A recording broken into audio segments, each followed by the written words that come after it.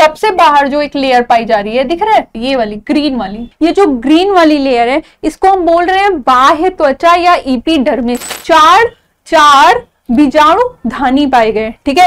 यही आगे चल के क्या कहेंगे, इन्हीं में क्या होंगे, परागकण होंगे, और यही इन्हीं से क्या होगा, हमारे नर युग्मक जो होंगे। अब ये देखो, हमारा जो पॉलन ग्रेन होता है उसके ऊपर एक लेयर होती है जिसको स्पोरोपोलिनिन बोलते हैं। परागकण का व्यास कितना होता है, 25 से 50 माइक्रोमीटर होता है, कभी कभी पूछा जाता है, ठीक है। उपयोग क्या है, देखो अब क्या है ना, बहुत पश्चिम सभ्यता वाले देशों में बहुत लोग परागकण को कंज्यूम करते हैं क्योंकि वो हाईली न्यूट्रिशियस होता है, ठीक है। हेलो मेरे प्यारे बच्चों, कैसे हैं आप सब। मैं हूँ आपकी बायोलॉजी एजुकेटर अपराजिता सिंह, और फिजिक्स बाई पंकज सर की क्लास में आपका बहुत बहुत स्वागत है। तो देखिए, यहाँ पर हम आपके लिए लेके आए हैं 12th की क्लासेस। जी हाँ, इस बार आपके बोर्ड्स हैं और हम आपके लिए लेके आए हैं वन शॉट वीडियो, यानी कि पूरा का पूरा एक चैप्टर एक ही वीडियो में क्लियर हो जाएगा। उसके बाद भी अगर आपको कुछ प्रॉब्लम है या कुछ क्वेरीज हैं तो आप कमेंट बॉक्स में लिखिएगा और हम उसको रीडिस्कशन कर लेंगे, ठीक है। तो सबसे पहले हम आपका चैप्टर स्टार्ट करें, उसके पहले कुछ बेसिक्स देख लेते हैं। तो आप में से कौन मुझे बताएगा भाई कि बायोलॉजी क्या होता है, क्योंकि अब हमारा सब्जेक्ट है, अब हम 12th में हैं और अब हमें इतना पता होगा, हमने प्रीवियस क्लासेस में इतना पढ़ा होगा, अपने पहले जो अपनी पिछली कक्षाएं उनमें हम ये पढ़ के आए होंगे। तो अगर हम नहीं पढ़ के आए हैं तो चलो जल्दी से एक बार देख लेते हैं, ठीक है। तो बायोलॉजी क्या है भाई, बायोलॉजी को हिंदी में क्या कहते हैं, जीव विज्ञान। क्या कहते हैं, जीव विज्ञान। बायोलॉजी यानी कि जीव विज्ञान, ठीक है। अब बायोलॉजी जो है बेटा वो ग्रीक भाषा के दो शब्दों से बना हुआ है, एक है बायोस और दूसरा क्या है, लॉगस। बायोस मतलब क्या होता है, जीवन, ठीक है, और लॉगस मतलब क्या होता है, स्टडी यानी कि अध्ययन। तो भाई जीवन किस में होता है मैम, जीवन होता है सजीवों में। तो डेफिनेशन क्या बन गई, डेफिनेशन ये बन गई कि विज्ञान की वह शाखा जिसमें हम सजीवों का अध्ययन करते हैं वही क्या कहलाता है, जीव विज्ञान कहलाता है, ठीक है। अब मेनली बायोलॉजी की कितनी ब्रांचेस हैं, तो मैम 2 ब्रांचेस हैं।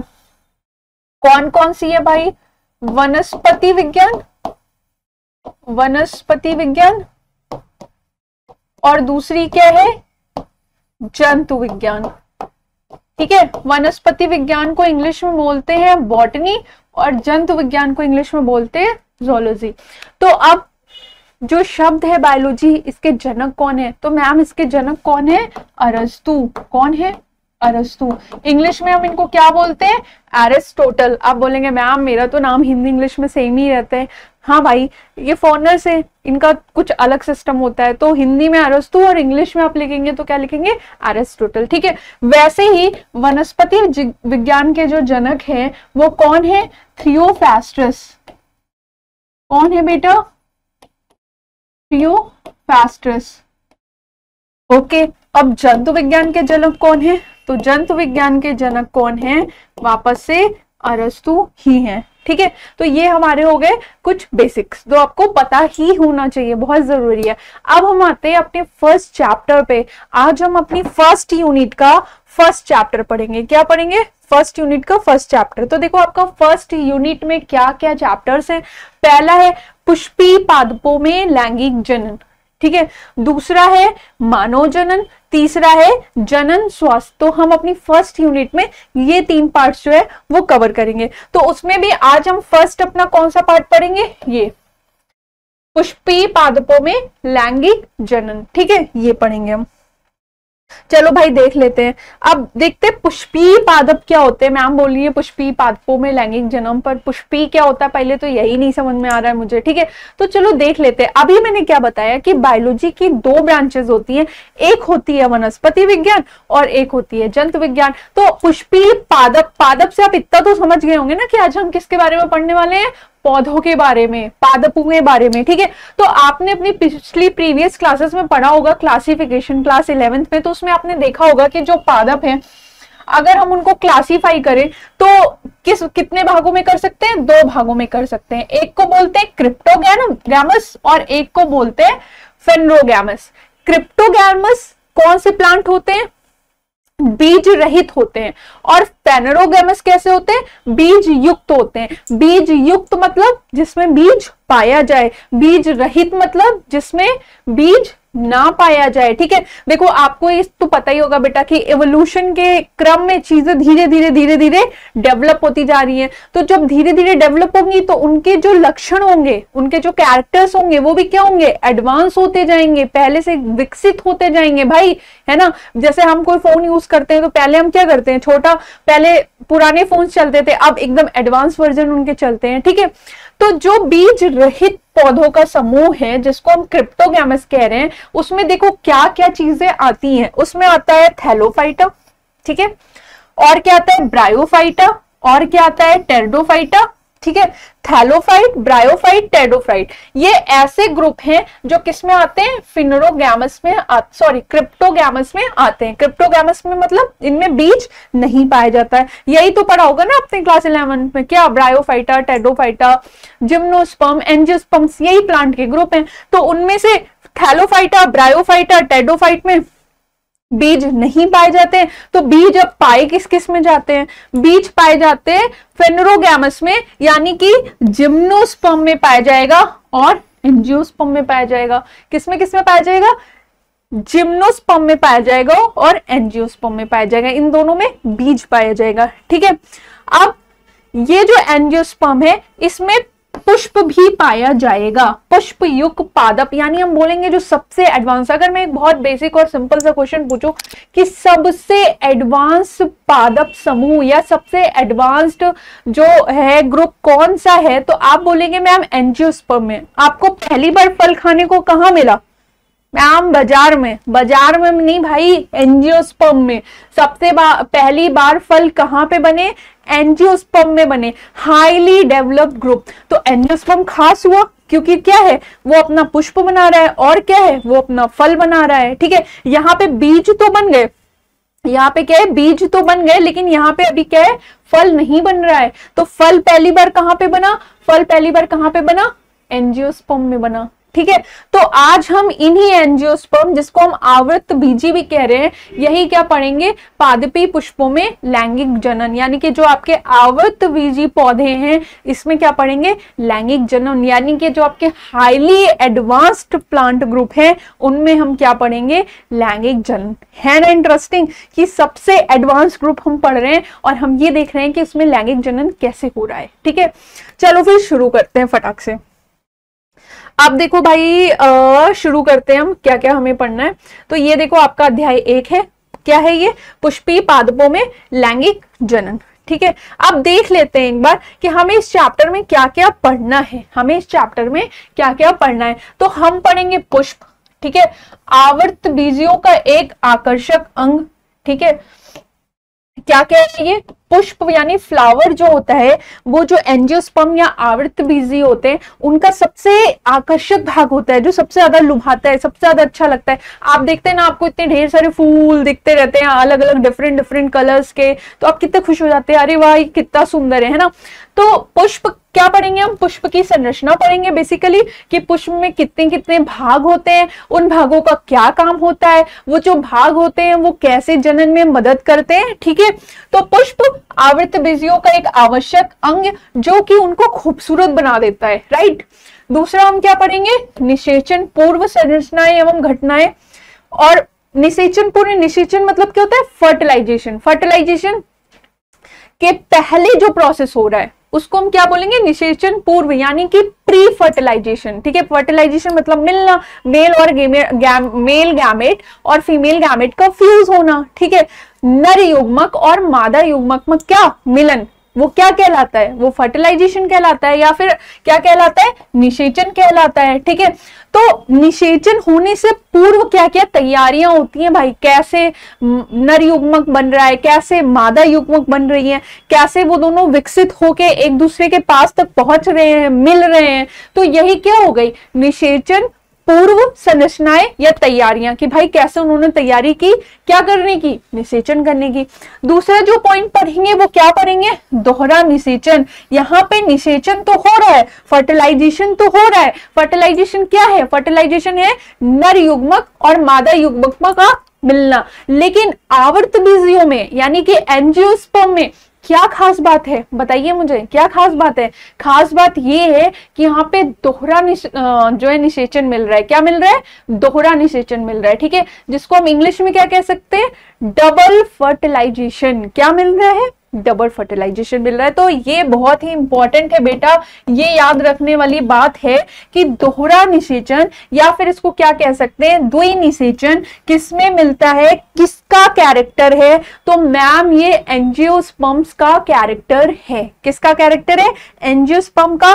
भूलना नहीं है, आज हम जो कुछ भी इस क्लास में पढ़ेंगे मेरे साथ साथ याद करते हुए चलेंगे, ठीक है। और देखो कितना इंटरेस्टिंग है, जब आप ऐसे पढ़ने की उसमें पढ़ोगे ना कि अरे यार पढ़ना है, चैप्टर है, तो आपको बोरिंग लगेगा। और जब आप ये समझ के पढ़ोगे कि चलो देखते हैं जो सबसे एडवांस प्लांट ग्रुप है उसमें कैसे निषेचन होता है, उसमें क्या क्या प्रकृति ने बनाया है, कैसे कैसे उसको अपने प्रोसेस को फॉलो करते हैं, तो आपको वो बहुत इंटरेस्टिंग लगेगा, ठीक है।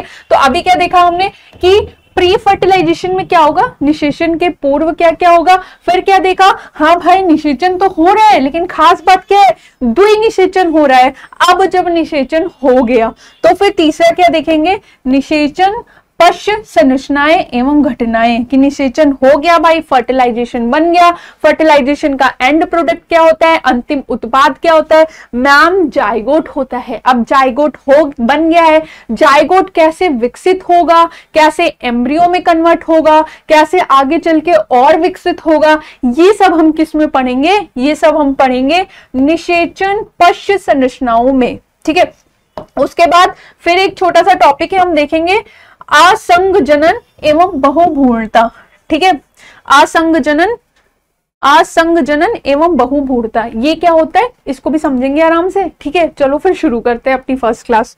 ओके, तो देख लेते हैं सबसे पहले जो पुष्पों का अध्ययन होता है। इतनी देर से बात कर रहे हैं पुष्प पुष्प पुष्प, तो जो पुष्पों का अध्ययन होता है यानी कि जो फ्लावर्स की स्टडी होती है, फ्लावर्स की जो स्टडी की जाती है, स्टडी मतलब क्या पढ़ेंगे आप कि उसके कौन कौन से भाग हैं, वो कैसे काम करता है, ये सारी चीजें जिसमें हम पढ़ते हैं, उस ब्रांच को हम क्या बोलते हैं? एंथोलॉजी। क्या बोलते हैं बेटा? उस ब्रांच को हम बोलते हैं मैम एंथोलॉजी, ठीक है। क्या बोलते हैं? एंथोलॉजी, ठीक है। अब पुष्प की खेती जहां की जाती है, पुष्प की खेती आप देखे होंगे कि जैसे आप मंदिर जाते हैं आपको ढेर सारी मालाएं मिलती हैं, शादी हो गया, कुछ हो गया, तो हम फ्लावर्स खरीदते हैं मार्केट से, ठीक है। तो हम खरीदते हैं, इसका मतलब है उनको उगाया भी जाता है, उनकी खेती की जाती है। तो वह ब्रांच जिसमें पुष्पों की खेती का अध्ययन किया जाता है उनको हम क्या बोलते हैं? उनको हम बोलते हैं फ्लोरिकल्चर। क्या बोलते हैं? फ्लोरिकल्चर, ठीक है। अब तीसरा पॉइंट देख लेते हैं भाई कि फ्लावर क्या है? फ्लावर क्या है? रूपांतरित परोह है। अब मैम ये क्या होता है? देखो आपको ये तो पता ही है कि जो एक प्लांट होते हैं उनमें दो सिस्टम होते हैं, एक को बोलते हैं रूट सिस्टम या मूल तंत्र जो जमीन के नीचे होते हैं, और एक को बोलते हैं शूट सिस्टम जो ऊपर होते हैं। शूट सिस्टम में बाकी सब आते हैं, तना, पत्ती, फ्लावर, ये सब क्या है? Shoot system. तो फ्लावर क्या है? ये देखो मान लो ये शूट सिस्टम है, यहाँ पे फ्लावर लगा हुआ है, तो प्ररोह तंत्र का ही मॉडिफिकेशन क्या है? फ्लावर है, ठीक है। यानी कि क्या है? रूपांतरित परोह है, परोह का ही रूपांतरित रूप क्या कहलाता है? फ्लावर कहलाता है, ठीक है। चलो भाई ये भी क्लियर हो गया, अब आगे देख लेते हैं, ठीक है। तो अब आगे हम क्या देख रहे हैं? पुष्पीय पादपों में लैंगिक जनन। देखो ये आपके बुक में ये ऐसा डायग्राम दिया होगा, ठीक है। अभी हम इसको बना के आगे आराम से डिस्कशन करेंगे, आप बिल्कुल घबराना नहीं। तो देखो पुष्प आवर्त बीजियों का एक आवश्यक अंग है। पुष्प क्या है? आवर्त बीजियों का एक आवश्यक अंग है, पता चल गया आपको। पुष्प आवर्त बीजी पादपों का आवश्यक आकर्षक अंग है, ठीक है। आवर्त बीजी पादपों में लैंगिक प्रजनन का कार्य पुष्पों द्वारा ही संपादित होता है। क्यों? पुष्प सिर्फ इसलिए थोड़ी ना आवश्यक है कि पुष्प बहुत सुंदर लगते हैं मैम इसलिए बहुत आवश्यक है, नहीं। पुष्प जो होते हैं वो प्रजनन का कार्य भी करते हैं, पुष्पों द्वारा ही प्रजनन का कार्य होता है, इसलिए भी क्या है? वो बहुत इंपॉर्टेंट है। पुष्प में उपस्थित बाह्य दल एवं दल सहायक अंग तथा पुमंग और जायंग लैंगिक प्रजनन हेतु आवश्यक अंग कहलाते हैं। समझ में आया? No ma'am. तो चलो फिर अपने तरीके से समझें, ठीक है। तो देखो इसी डायग्राम को हम आपको खुद से बना के दिखा रहे हैं। ये क्या मैंने बोला? आवर्त बीजी रुक जाओ भाई, मैं पेन चेंज कर लूं। आवर्त बीजी जो है यानी कि जो एंजियोस्पर्म है उसमें लैंगिक प्रजनन किसके द्वारा हो रहा है? पुष्प के द्वारा हो रहा है। किसके द्वारा हो रहा है लैंगिक प्रजनन? पुष्प के द्वारा हो रहा है। ठीक है, अब ये जो पुष्प हैं इसके दो पार्ट्स ऐसे हैं। बेसिकली तो हम इसमें मेन 4 पार्ट्स पढ़ेंगे, लेकिन इसमें जो 2 मेन इंपॉर्टेंट पार्ट्स हैं जो लैंगिक जनन में मदद कर रहे हैं, क्या कर रहे हैं? मदद कर रहे हैं। वो कौन कौन से हैं? वो है पुमांग और क्या है? जायांग। ठीक है, पुमांग को इंग्लिश में क्या बोल सकते हैं? एंड्रोशियम। पुमांग को इंग्लिश में क्या बोलेंगे? एंड्रोशियम। और जायांग को इंग्लिश में क्या बोलेंगे? गाइनोसियम। क्या बोलेंगे? गाइनोसियम। ये इनका सिंबल है। अगर आपको मेल सिंबल बनाना है तो आप ऐसे दिखा सकते हो। आप यहाँ जहां पे भी ऐसा बना दोगे तो उसका मतलब होता है वो फीमेल को। ठीक है, ये मेल सिंबल को रिप्रेजेंट करता है और ये फीमेल सिंबल को रिप्रेजेंट करता है। ठीक है, तो हमने भी क्या देखा कि जो आवर्त बीजी होते हैं मैम, जो क्या होते हैं? एंजियोस्पर्म्स होते हैं मैम, उसमें जो पुष्प होता है उसमें लैंगिक प्रजनन का प्रोसेस होता है और उसमें भी 2 इंपॉर्टेंट पार्ट्स होते हैं जो मेनली उसमें क्या करते हैं? हेल्प करते हैं। अब मैंने पूछा बताओ बेटा वो 2 इंपॉर्टेंट पार्ट्स कौन से हैं, तो आपने मुझे बताया कि मैम एक है पुमांग और एक है जायांग। ठीक है, इतना क्लियर है? हाँ क्लियर है। चलो फिर आगे देख लेते हैं। ये है हमारे खूबसूरत से पुष्प की संरचना। सबको खूबसूरत लग रहा है ना? बहुत ही प्यार से मैंने बनाया है। ठीक है, तो देखो एक पुष्प ऐसा ही होता है। अब हम देखते हैं कि पुष्प के कौन कौन से पार्ट होते हैं। ठीक है, तो सबसे पहले नीचे से शुरू करते हैं। जैसे जब आप किसी को गुलाब देते हैं, ठीक है, तो आप गुलाब देते हैं तो क्या करते हैं? उसकी डंठल ऐसे पकड़ के देते हैं ना, उसके नीचे से डंठल लगी होती है, तो वो पार्ट क्या कहलाता है? पुष्पवृंत। क्या कहलाता है? पुष्पवृंत। उसको इंग्लिश में क्या कहते हैं? पेडिसिल। क्या कह देते हैं? पेडिसिल। ठीक है, उसके ऊपर आप देखेंगे तो ऐसे थोड़ा फूला हुआ सा संरचना होता है जहां पे ये सारे पार्ट्स लगे होते हैं। जो ऊपर के आपको सारे पार्ट्स दिख रहे हैं, देखो ये सारे पार्ट्स कहाँ पे लगे हुए हैं? यहाँ पे लगे हुए हैं। ये जो एक फूला सा भाग है यहाँ पे लगे हुए हैं।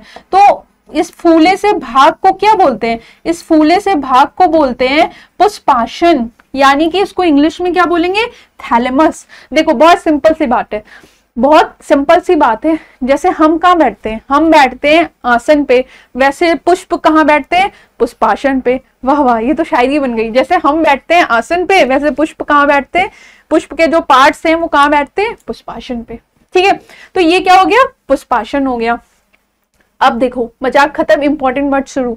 सबसे जो पहला भाग है, सबसे जो पहला भाग है जो सबसे नीचे दिखता है, जैसे आपने कभी भी अगर गुलाब ही सब लोगों ने सबसे ज्यादा आई थिंक यूज किया होता है। ठीक है, तो देखो उसमें जो सबसे नीचे आपको दिखेगा ऐसे ग्रीन कलर की, जहां पे फ्लावर होगा उसके नीचे ऐसे ग्रीन ग्रीन आपको ऐसे छोटे छोटे से कुछ पार्ट्स लगे हुए दिखेंगे। अगर आपने नहीं देखा है तो आज ये फ्लावर का डायग्राम पढ़ने के बाद घर में गुलाब या कोई भी फूल लेके आइएगा और उसके स्ट्रक्चर से मिलाइएगा। ठीक है, तो वो जो सबसे नीचे बेटा सबसे छोटे छोटे से ग्रीन से पार्ट्स लगे होते हैं उनको हम बोलते हैं बाह्य दल। क्या बोल देते हैं मैम? बोल देते हैं बाह्य दल। और इसको इंग्लिश में क्या बोलते हैं? सेपल्स। इंग्लिश में क्या बोलते हैं? सेपल्स। ठीक है, अभी इनके फंक्शन हम बाद में समझेंगे, अभी सिर्फ हम स्ट्रक्चर देख रहे हैं। ठीक है, तो सबसे जो बाहर का जो हरा पार्ट है, छोटा छोटा सा पतला पतला सा लगा हुआ है, इसको बोल रहे हैं बाह्य दल या फिर बोल रहे हैं सेपल्स। ठीक है, उसके बाद आपको ये कलरफुल सुंदर सा पार्ट दिख रहा है, ये दोनों साइड, ये देख लीजिए। जैसे आप कोई भी फ्लावर देखते हैं, गुड़हल देखते हैं तो रेड रेड दिखता है, और आप गुलाब देखते हैं तो बहुत सारे रंगों में दिख जाता है, पीला, लाल, सफेद, काला, गुलाबी। ठीक है, तो वो जो आपको दिख रहा है पीला, लाल, सफेद, हरा, गुलाबी, वो क्या है? पेटल्स है। यही क्या करता है? यही हमें अट्रैक्ट करता है, उसी को हम देख के बोलते हैं ओ वाह कितना सुंदर फ्लावर है। तो ये क्या हो गया? इसको क्या बोला हमने? दल बोला। जो सबसे बाहर था ग्रीन पार्ट, ऑब्वियस सी बात है सबसे बाहर है बाह्यदल। जो उसके बाद आया जो कलरफुल पार्ट है उसको क्या बोल दिया? दल बोल दिया। अब ये जो दल है इसको हम क्या बोलेंगे इंग्लिश में? पेटल्स। तो हमारा फर्स्ट पार्ट क्या हो गया? सेपल। दूसरा पार्ट क्या हो गया? पेटल। ठीक है, अब ये जो आपको स्ट्रक्चर दिख रहा है ना, ये स्ट्रक्चर, ये देखो ये स्ट्रक्चर दिख रहा है। अब ये हमारा पहला महत्वपूर्ण पार्ट हो गया जिसके बारे में हमने यहाँ पे बात की थी। किसके बारे में मैम बात की थी? हमारी याददाश्त तो बहुत ही कमजोर है, आप ही बता दीजिए। तो किसके बारे में बात की थी? पुमांग। हमारा जो मेल पार्ट है, मेल, क्योंकि फर्टिलाइजेशन करने के लिए क्या है, एक मेल और एक फीमेल का जरूरत पड़ेगा ना, ठीक है। तो ये जो मेल पार्ट है ये, ठीक है, इसको हमने क्या कह दिया, दिख रहा है ना, ये जो मेल पार्ट है, इधर देखो ये ऊपर से नीचे तक गया है, ये जो मेल पार्ट है इसको हमने क्या बोला, पुंकेसर या फिर स्टेमेन। क्या बोला, पुंकेसर या स्टेमेन। मैम अभी तो आपने बोला था कि इसको पुमांग बोल रहे हैं, एंड्रोशियम बोल रहे हैं, अब आप बोल रही हैं इसको स्टेमेन बोल रहे हैं, कैसे बोल रहे हैं भाई। तो देखो स्टेमेन क्या है, ये एक है, ये क्या है, सिर्फ एक इधर दिख रहा है ना, तो जब सिर्फ एक होगा तो हम इसको स्टेमेन बोल देंगे। जब कई सारे हो जाएंगे, मतलब ऐसे एक स्टेमेन, 2 3 4 कई सारे ग्रुप हो जाएंगे, तो फिर हम उनको क्या बोल देंगे, पुमांग या एंड्रोशियम बोल देंगे। तो एंड्रोशियम क्या है, ग्रुप है, और उसकी एक इकाई क्या हो गई, एंड्रोशियम की एक इकाई क्या हो गई, पुंकेसर या फिर स्टेमेन हो गई। क्लियर है, एंड्रोशियम क्या है, ग्रुप है, उसकी एक इकाई क्या हो गई, स्टेमेन हो गई, ठीक है, उसकी एक इकाई क्या हो गई, स्टेमेन हो गई या पुंकेसर हो गया। आप देखो अगर आपको दिख रहा हो तो ये जो क्या है, ये जो पुंकेसर है ये 2 पार्ट्स में दिख रहा है, एक ऊपर फूला हुआ सा पार्ट दिख रहा है और नीचे फिर पतली डंडी जैसी चीज दिख रही है। तो ऊपर जो फूला हुआ सा पार्ट दिख रहा है बेटा, ये देखो, ये फूला हुआ सा पार्ट, ऊपर जो फूला हुआ सा पार्ट दिख रहा है इसको हमने क्या बोल दिया, इसको हमने बोला एंथर। क्या बोल दिया, एंथर, या फिर क्या बोल दिया, परागकोश। क्या बोल दिया, एंथर या परागकोश, ठीक है। और जो नीचे ये तंतु जैसी संरचना दिख रही है, फिलामेंट जैसी एकदम पतली सी, इसको हमने फिलामेंट या तंतु बोल दिया। क्या बोल दिया, फिलामेंट या तंतु। तो आप मुझे आप बताइए कि पुंकेसर के कितने भाग हुए, मैम 2 भाग हुए।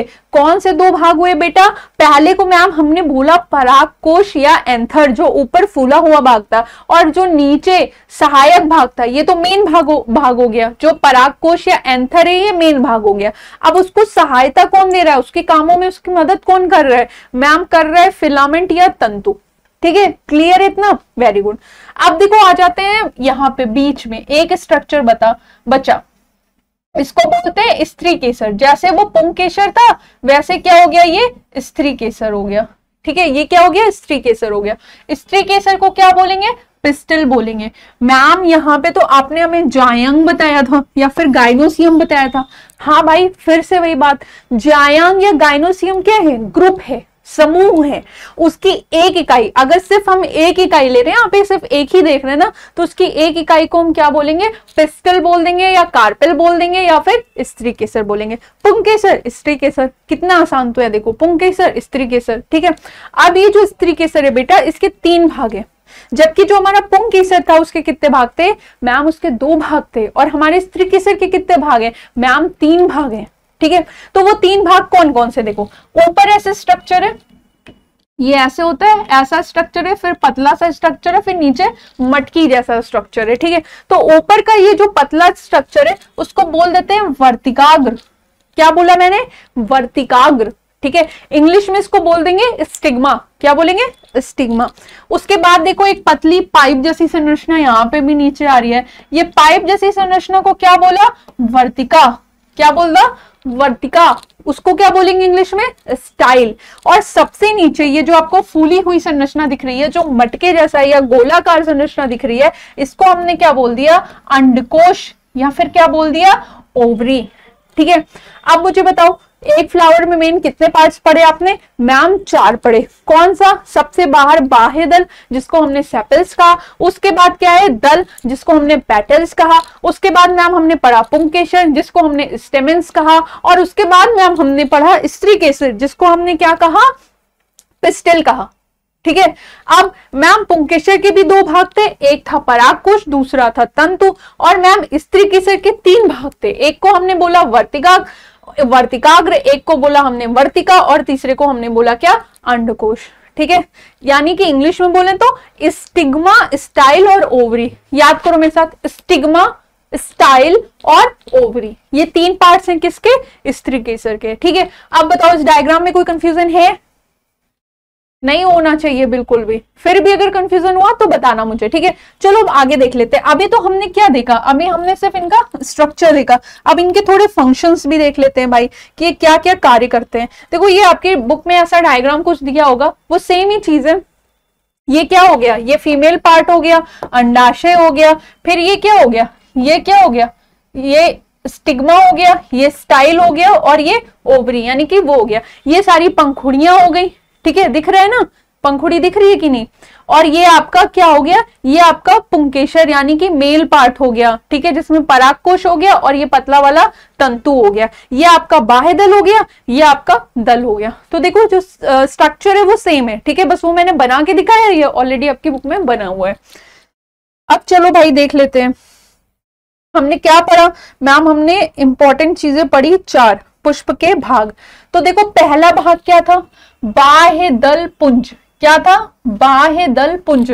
मतलब जैसे एक फ्लावर होता है, मान लो ये जैसे ये प्रथम चक्र है, बाह्य दल पुंज। तो एक फ्लावर मान लो हुआ बेटा, मान लो एक फ्लावर है, यहाँ पे मान लो कुछ लगा हुआ है फ्लावर, तो यहाँ पे कई सारे ऐसे क्या लगे होंगे, कई सारे ऐसे लगे होंगे क्या, सेपल्स। तो जब ये ग्रुप में होंगे, जैसे यहाँ पे आपको 1 2 3 4 5 दिख रहे हैं ना, तो जब ये ग्रुप में होंगे तब इनको हम क्या बोल देंगे, तब इनको बोल देंगे बाह्य दल पुंज, ठीक है। इनका एक इकाई क्या हुआ, सेपल हो गया, बाह्य दल हो गया, ठीक है।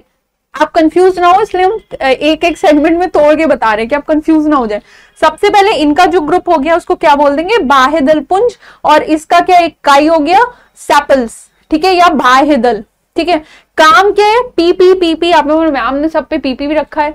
तो काम क्या है, जो सबसे बाह्य दल पुंज है इनका काम क्या है, तो देखो एक काम तो दिख रहा है, ग्रीन है, तो क्या करेगा, फोटोसिंथेसिस में हेल्प करेगा। दूसरा पी का मतलब क्या हुआ, प्रोटेक्शन, यानी कि क्या करेगा, उसकी सुरक्षा करेगा। तो एक का मतलब क्या हुआ, एक पी का मतलब क्या हुआ, सुरक्षा करेगा भाई, प्रोटेक्शन करेगा।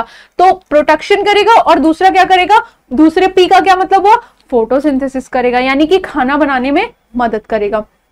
तो अभी हमने क्या देखा, एक पुष्प का सबसे प्रथम चक्र देखा। सबसे प्रथम चक्र में आपने देखा कि ढेर सारे यहाँ पे आपको क्या दिख रहे हैं, सेपल्स दिख रहे हैं। इनका पूरा जो ग्रुप होगा उसको बाह्य दल पुंज बोलेंगे, उसका जो एक यूनिट होगा उसको बाह्य दल या सेपल बोलेंगे। उनका कार्य क्या होगा, डबल पी, याद रखना है क्या, डबल पी।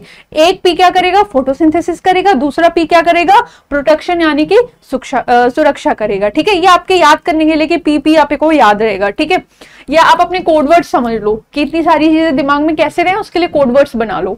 अब देखो दूसरा पार्ट देखते हैं, वो सुंदर वाला पार्ट, जी हाँ, जिसकी वजह से फ्लावर्स डिफरेंट डिफरेंट कलर्स में दिखते हैं। तो इसको हमने क्या बोल दिया, द्वितीय चक्र। क्या बोला, द्वितीय चक्र। अब जो द्वितीय चक्र है भाई वो क्या करेगा, इसकी पूरी यूनिट, इसके जो पूरा ग्रुप होगा उसको क्या बोलेंगे, दलपुंज बोलेंगे, और उसकी एक यूनिट को क्या बोलेंगे, पेटल्स बोलेंगे या दल बोलेंगे। जैसे मान लो अपने गुलाब का फूल लिया, अब उसमें से एक पंखुड़ी उखाड़ लो, उसमें तो बहुत सारी पंखुड़ी होती हैं, सिर्फ एक पंखुड़ी से तो गुलाब बनता नहीं है। तो जो पूरे की पूरी पंखुड़ियां सारी लगी हुई हैं तो उसको क्या बोलोगे, दलपुंज। और उसमें से एक पंखुड़ी उखाड़ लो यहाँ से, तो वो जो पंखुड़ी उखाड़ी और जो हवा में आया उसको क्या बोलेंगे, पेटल। समझिए, तो पेटल्स हो गया। इसका काम क्या है मैम, ये भी आपने पीपी लिखा है, इसका काम क्या है, देखो एक पी का मतलब है पॉलिनेशन, परागण, ठीक है।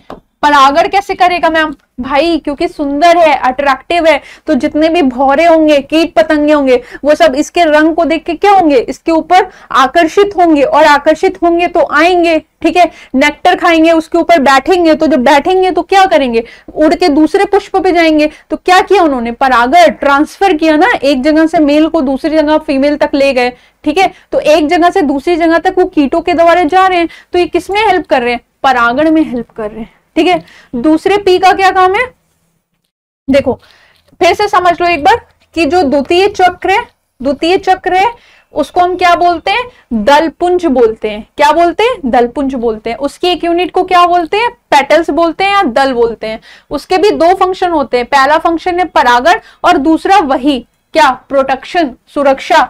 दूसरा क्या हुआ, सुरक्षा, ठीक है, क्योंकि हमें किसको सुरक्षित करनी है, क्यों हमने डबल लेयर का सुरक्षा दिया, क्योंकि हमें अपने किसको, स्टेमेन और पिस्टल को सुरक्षित करना है। अपने पुंकेसर और स्त्री केसर को क्या करते हैं, सुरक्षित करके रखते हैं। उसके लिए बाहर दो लेयर्स हैं, एक सेपल्स की लेयर है और एक पेटल्स की लेयर है। देखो नेचर जो भी इंपॉर्टेंट चीज बनाती है उसको प्रोटेक्ट करने के लिए क्या करती है, अपने तरीके से सुनिश्चित करती है कि वो उसको कैसे प्रोटेक्ट किया जाए। ठीक है, तो वैसे ही नेचर ने क्या किया, हमारे जो नर युग्मक हैं और जो मादा युग्मक हैं उनको प्रोटेक्ट करने के लिए क्या किया, दो आवरण बनाए, किसके, सुरक्षा के, एक सेपल के माध्यम से और एक पेटल के माध्यम से। वो दोनों और भी एक एक काम कर रहे हैं, ये फोटोसिंथेसिस कर रहा है, ये पॉलिनेशन यानी कि परागण कर रहा है। ठीक है, समझ के इतना, कोई कंफ्यूजन है? No ma'am. अब देखो अपने तीसरे यूनिट पे आते हैं, पुमंग। ये देखो आपने देखा था ना अभी पीछे भी डायग्राम में, ये क्या हो गया, पुमंग। ठीक है, अब पुमंग की जो इकाई है वो क्या है, स्टेमेन है। पुमंग की इकाई क्या है, स्टेमेन है। ठीक है, अब ये इसमें क्या होगा, इसमें परागकण में दो कणों में दो नर युग्मक बनेंगे। हमारे पास लास्ट में क्या बनेंगे, दो नर युग्मक बनेंगे। ठीक है, कौन बनाएगा, पुमंग। ठीक है, किससे बनेंगे, पुमंग से। पुमंग की इकाई क्या है, स्टेमेन। तो स्टेमेन से लास्ट में हमें क्या मिलेगा, स्टेमेन से हमें लास्ट में क्या मिलेगा, परागकणों में दो नर युग्मक मिलेंगे। ठीक है, आप देखो सबसे लास्ट जो इकाई है ये, जिसको हम जायंग बोल रहे हैं। जायंग क्या है, ग्रुप है अगेन। ठीक है, उसकी एक इकाई को क्या बोलेंगे, स्त्री केसर। ये आगे चल के क्या करेगा, बीजांड में एक मादा युग्मक बनाएगा। क्या करेगा, क्या बनेगा आगे चल के, बीजांड में एक मादा युग्मक बनेगा। ठीक है, तो फिर से देख लो, बाह्य दलपुंज, दलपुंज, पुमंग, जायांग, सेपल्स, पेटल, स्टेमिन और पिस्टल।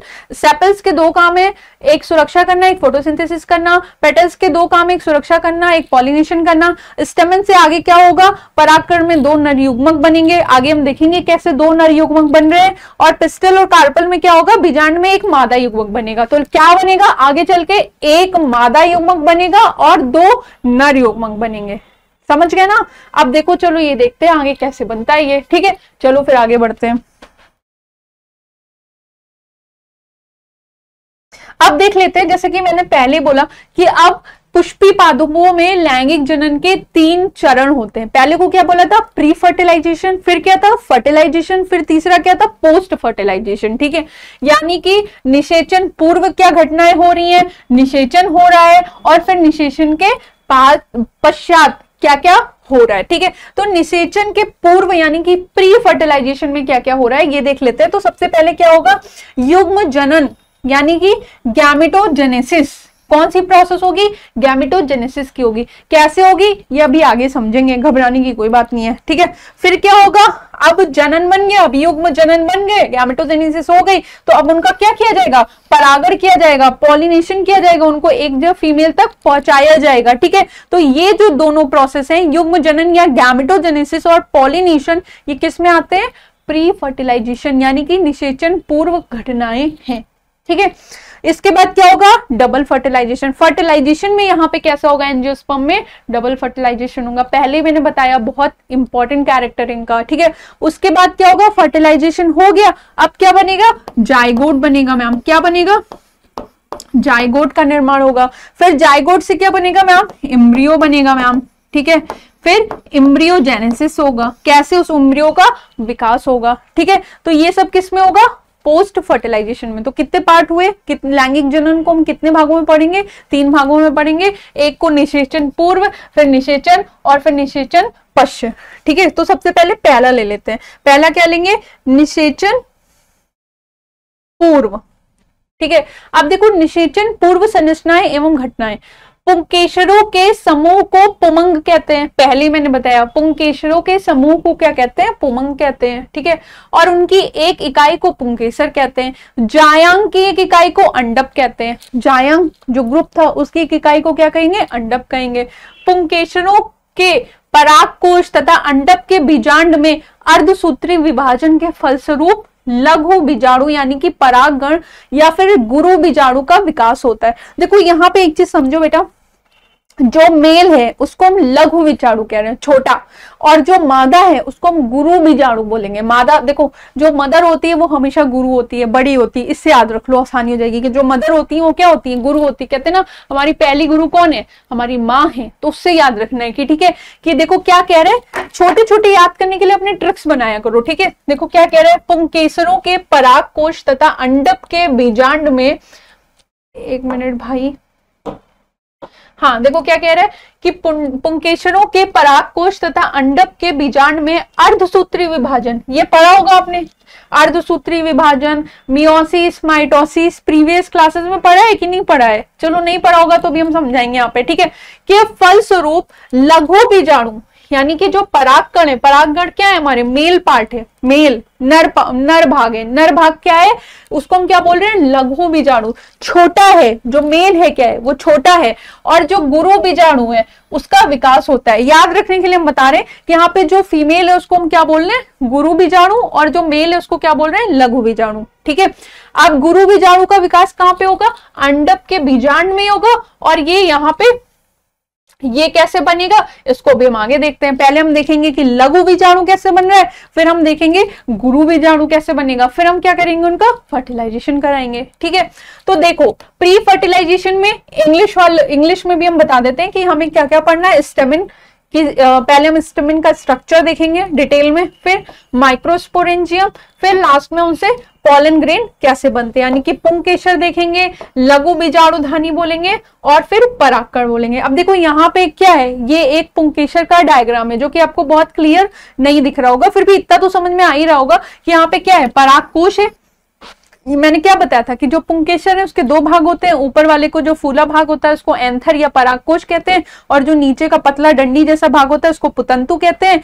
अब देखो, या फिर तंतु भी कह सकते हैं, या फिर फिलामेंट भी कह सकते हैं। अब इसको जब हम डिटेल में देखेंगे तो ये कैसा दिखता है, आइए देखिए कैसा दिखता है, ठीक है। चलो भाई, अब देखो इतना स्ट्रक्चर तो आराम से पता ही होगा, यहाँ पे देख लो, ये एकदम कलरफुल सुंदर सा डायग्राम है कि ये क्या है, ये पुंकेसर के भाग हैं। कौन कौन से, जो ऊपर फूला हुआ भाग है उसको परागकोश कह देते हैं, जिसमें क्या भरे होंगे, पीजी। मैम पीजी क्या होते हैं, परागकण, पॉलन ग्रेन्स। पीजी का फुल फॉर्म क्या लिख सकते हो, पॉलन ग्रेन्स, पॉलन ग्रेन्स, ठीक है। तो परागकोश में क्या भरे होंगे, पॉलन ग्रेन्स भरे होंगे, यानी कि पराग कण भरे होंगे, ठीक है। और दूसरा क्या हो गया, ये मुख्य भाग हो गया, परागकोश क्या हो गया, मुख्य भाग हो गया। और दूसरा मैंने पहले ही बताया था, याद करो, कि तंतु है जो कि सहायक भाग होगा, ठीक है। तो ये एक पुंकेसर का स्ट्रक्चर एकदम समझ में आ गया। चलो अब इसको डिटेल में देखते हैं, ठीक है। तो जब इसको डिटेल में देखेंगे बेटा, तो देखो ये ऐसा दिख रहा था, ऐसे ही दिख रहा था ना, ये क्या था, एक मिनट भाई, ठीक है। तो ये क्या दिख रहा था, मैंने दिखाया था, ये क्या है आपका पुंकेसर है, ठीक है। अब आप देख रहे हो कि जब आप देख रहे हो तो एक लोब ये है और दूसरा लोब ये है, दिख रहा है ना, लोब मतलब क्या जगह, एक लोब ये है, एक लोब ये है, तो इसको क्या कह दिए, बाइलोब्ड। एक लोब ये है, एक लोब ये है, जुड़ा तो क्या हो गया, बाइलोब्ड हो गया। जब इसको और डिटेल में आप देखो तो कैसा दिखेगा आपको, ये ऐसा दिखेगा, मतलब यानी कि एक एक लोब में क्या है, ये क्या दिख रहे हैं, दो दो स्ट्रक्चर दिख रहे हैं। तो टोटल कितने हो गए, 4। तो क्या पाए गए, 4 बीजाणुधानी पाए गए। क्या पाए गए, 4 बीजाणुधानी पाए गए, ठीक है। यही आगे चल के क्या कहेंगे, इन्हीं में क्या होंगे, परागकण होंगे, और यही इन्हीं से क्या होगा, हमारे नर युग्मक जो होंगे वो बनेंगे, ठीक है। तो देखो यहाँ पे क्या हो गया, ये आपको 2 कोष्ठी दिख रही है, पहले मैंने बोला 2 कोष्ठी दिख रही है, तो इसलिए हम इसको क्या बोल देंगे इंग्लिश में, डाइथीकस। डाई मतलब 2 और कोष्ठी मतलब थीका। तो यहाँ पे 2 क्या दिख रहे हैं, 2 कोष्ठी दिख रही है, इसलिए क्या इसको बोल देंगे हम, डाइथीकस बोल देंगे, ठीक है। अब इस स्ट्रक्चर को, ये 2 दिख रही है, अब आप बोलेंगे मैम ये तो यहाँ पे 2 दिख रहा है, ठीक है। तो देखो ऐसे समझ लो, जैसे मान लो ये आपको दिख रहा है, ये कितना दिख रहा है, ऐसे आप सामने से देख रहे हो तो 2 दिख रहा है, पर मैं इसको ऐसे कर दूं तो कितना हो गया, ये 4 हो गया। तो ऐसे ये भी आपको सामने से कितना दिख रहा है, 2 दिख रहा है, इसको ऐसे कर दोगे तो कितना दिखेगा, 4 दिखेगा। तो यहाँ पे 4 क्या है, ये 1 2 3 4, चार क्या है, माइक्रोस्पोरेंजिया, इनको क्या बोला हमने, चार बीजाणुधानी है, ठीक है, जो कि आगे चल के हमें क्या देंगे, दो नर युग्मक देंगे। ये इनका स्ट्रक्चर अगर इसको हम ऐसे खोल के देखेंगे तो ये कैसा दिखेगा, ऐसा दिखेगा। अभी इसको और डिटेल में देखते हैं, ठीक है। ये तो एक आउटर स्ट्रक्चर हो गया, अब इसके भी अंदर घुस जाते हैं। पहले इसके अंदर घुसे ये दिखा, अब इसको और जूम करके देखेंगे तो चलो देखे क्या दिखता है, ठीक है। ठीक है, तो देखो अब ये जो चार माइक्रोस्पोरेंजिया है, अब इनको और घुस के देखते हैं तो ये ऐसा स्ट्रक्चर दिखता है, ठीक है। अब ये जो मैंने इधर बनाया है, पहले मैं आप लोगों को क्लियर कर दूं कि जो मैंने इधर बनाया है ये इधर इधर इधर सब जगह पाया जाएगा, ठीक है। बस मैंने ही सिर्फ एक जगह बनाया है, तो आपके एग्जाम में अगर आए तो आप कृपया करके सभी में ऐसा स्ट्रक्चर बनाइएगा, ठीक है। ऐसा नहीं है कि सिर्फ यहीं पाया जा रहा है, यहाँ पे भी पाया जा रहा है, लेकिन मैंने आपको एक डिटेल करके दिखाया है। तो देख लेते हैं पहले क्या पाया जा रहा है। तो देखो बेटा, सबसे बाहर जो एक लेयर पाई जा रही है, दिख रहा है सबसे बाहर, ये वाली ग्रीन वाली, एकदम क्लियर दिख रही होगी अलग कलर से। ये जो ग्रीन वाली लेयर है इसको हम बोल रहे हैं बाह्य त्वचा या एपिडर्मिस। क्या बोल रहे हैं, बाह्य त्वचा या फिर एपिडर्मिस, ठीक है। तो सबसे बाहर की लेयर क्या हो गई, एपिडर्मिस हो गई। अब देखो अंदर आपको एक पिंक कलर की लेयर दिख रही है, अंदर दिख रही है ना, इसको हम बोलते हैं एंडोथीसियम या फिर अंतःस्थीयम। क्या बोलेंगे, अंतःस्थीयम या फिर एंडोथीसियम, ठीक है। ये पिंक वाली लेयर हो गई। फिर से ध्यान से समझो, सबसे बाहर एक ग्रीन कलर की लेयर दिख रही है जिसको हम बोल रहे हैं एपिडर्मिस। बाहर वैसे भी ज्यादातर एपिडर्मिस ही होती है, जिसको हम बाह्य त्वचा बोल रहे हैं। उसके बाद एक दूसरी लेयर दिख रही है जो आपको पिंक कलर की दिख रही है, उसको हम क्या बोल रहे हैं, एंडोथीसियम या अंतःस्थीयम। इसके कार्य क्या है फिर से हम बाद में समझेंगे, ठीक है। अभी सिर्फ स्ट्रक्चर समझो। उसके बाद आप देखो क्या दिख रहा है आपको, ये ब्लैक कलर का एक सर्कल दिख रहा होगा, यहां पे भी दिख रहा है, ये देखो ये ब्लैक सर्कल, ये तीसरी लेयर हो गई। इस तीसरी लेयर को क्या बोलेंगे, मिडिल लेयर, मध्य परत। ये क्या हो गई, मिडिल लेयर, या फिर इसको हिंदी में क्या बोल देंगे, मध्य परत, ठीक है। कितनी लेयर्स पड़ी, तीन, कंफ्यूज नहीं होना। पहला कौन सा था, एपिडर्मिस, सबसे बाहरी थी। दूसरी कौन सी थी, हमारा एंडोथीसियम, जिसको हम क्या बोल रहे हैं, अंतःस्थीयम। और तीसरी कौन सी थी, मध्य परत, या फिर इसको क्या बोलेंगे, मिडिल लेयर बोलेंगे, ठीक है। अब उसके बाद देखो आपको एक ऐसा स्ट्रक्चर दिख रहा है रेड कलर का, दिख रहा है कि नहीं दिख रहा है, हाँ मैम दिख रहा है। इस स्ट्रक्चर को हम क्या बोलते हैं, क्या बोलते हैं, टैपेटम। क्या बोलते हैं, टैपेटम। और ये बहुकेंद्रकीय होता है, इसमें बहुत सारे केंद्रक पाए जाते हैं। तो इस स्ट्रक्चर को देखो मैंने क्या लिखा है, टैपेटम या फिर बहुकेंद्रकीय। और फिर यहाँ पे बीच में क्या भरे होंगे, सूक्ष्म बीजाणुधानी यानी कि लघु बीजाणुधानी। वही चीजें सेम जो आपने पहले देखा था, यही देख लो, ये देखो, ठीक है। एक ये जो पुंकेसर का स्ट्रक्चर था, इसको जब हमने और जूम करके देखा, ये कैसा दिखा, डाइथिकस और बाइलोब्ड दिखा। इसके बाद हम इसको फिर से और जूम करके देखेंगे तो ये हमें चार दिखे। अब हम इसको भी जूम कर रहे हैं, इसको भी जूम किया। अभी तो ये आपको बाहर से सिंपल दिख रहा है, यहीं पे बाहर लेयर दिखी, यहीं पे अंदर लेयर दिख गई हमें, ठीक है। यहीं पे मध्य परत दिख गई, यहीं पे टैपेटम दिख गई, और सबसे लास्ट में क्या दिखा, लघु बीजाणु, ठीक है। इतना ही है, ये यही है। अब इसमें कंफ्यूज हो नहीं मैम, तो क्या दिखा, लघु बीजाणुधानी या सूक्ष्म बीजाणुधानी सबसे अंदर हमें दिखा। क्या दिखा, लघु बीजाणुधानी या फिर सूक्ष्म बीजाणुधानी, ठीक है।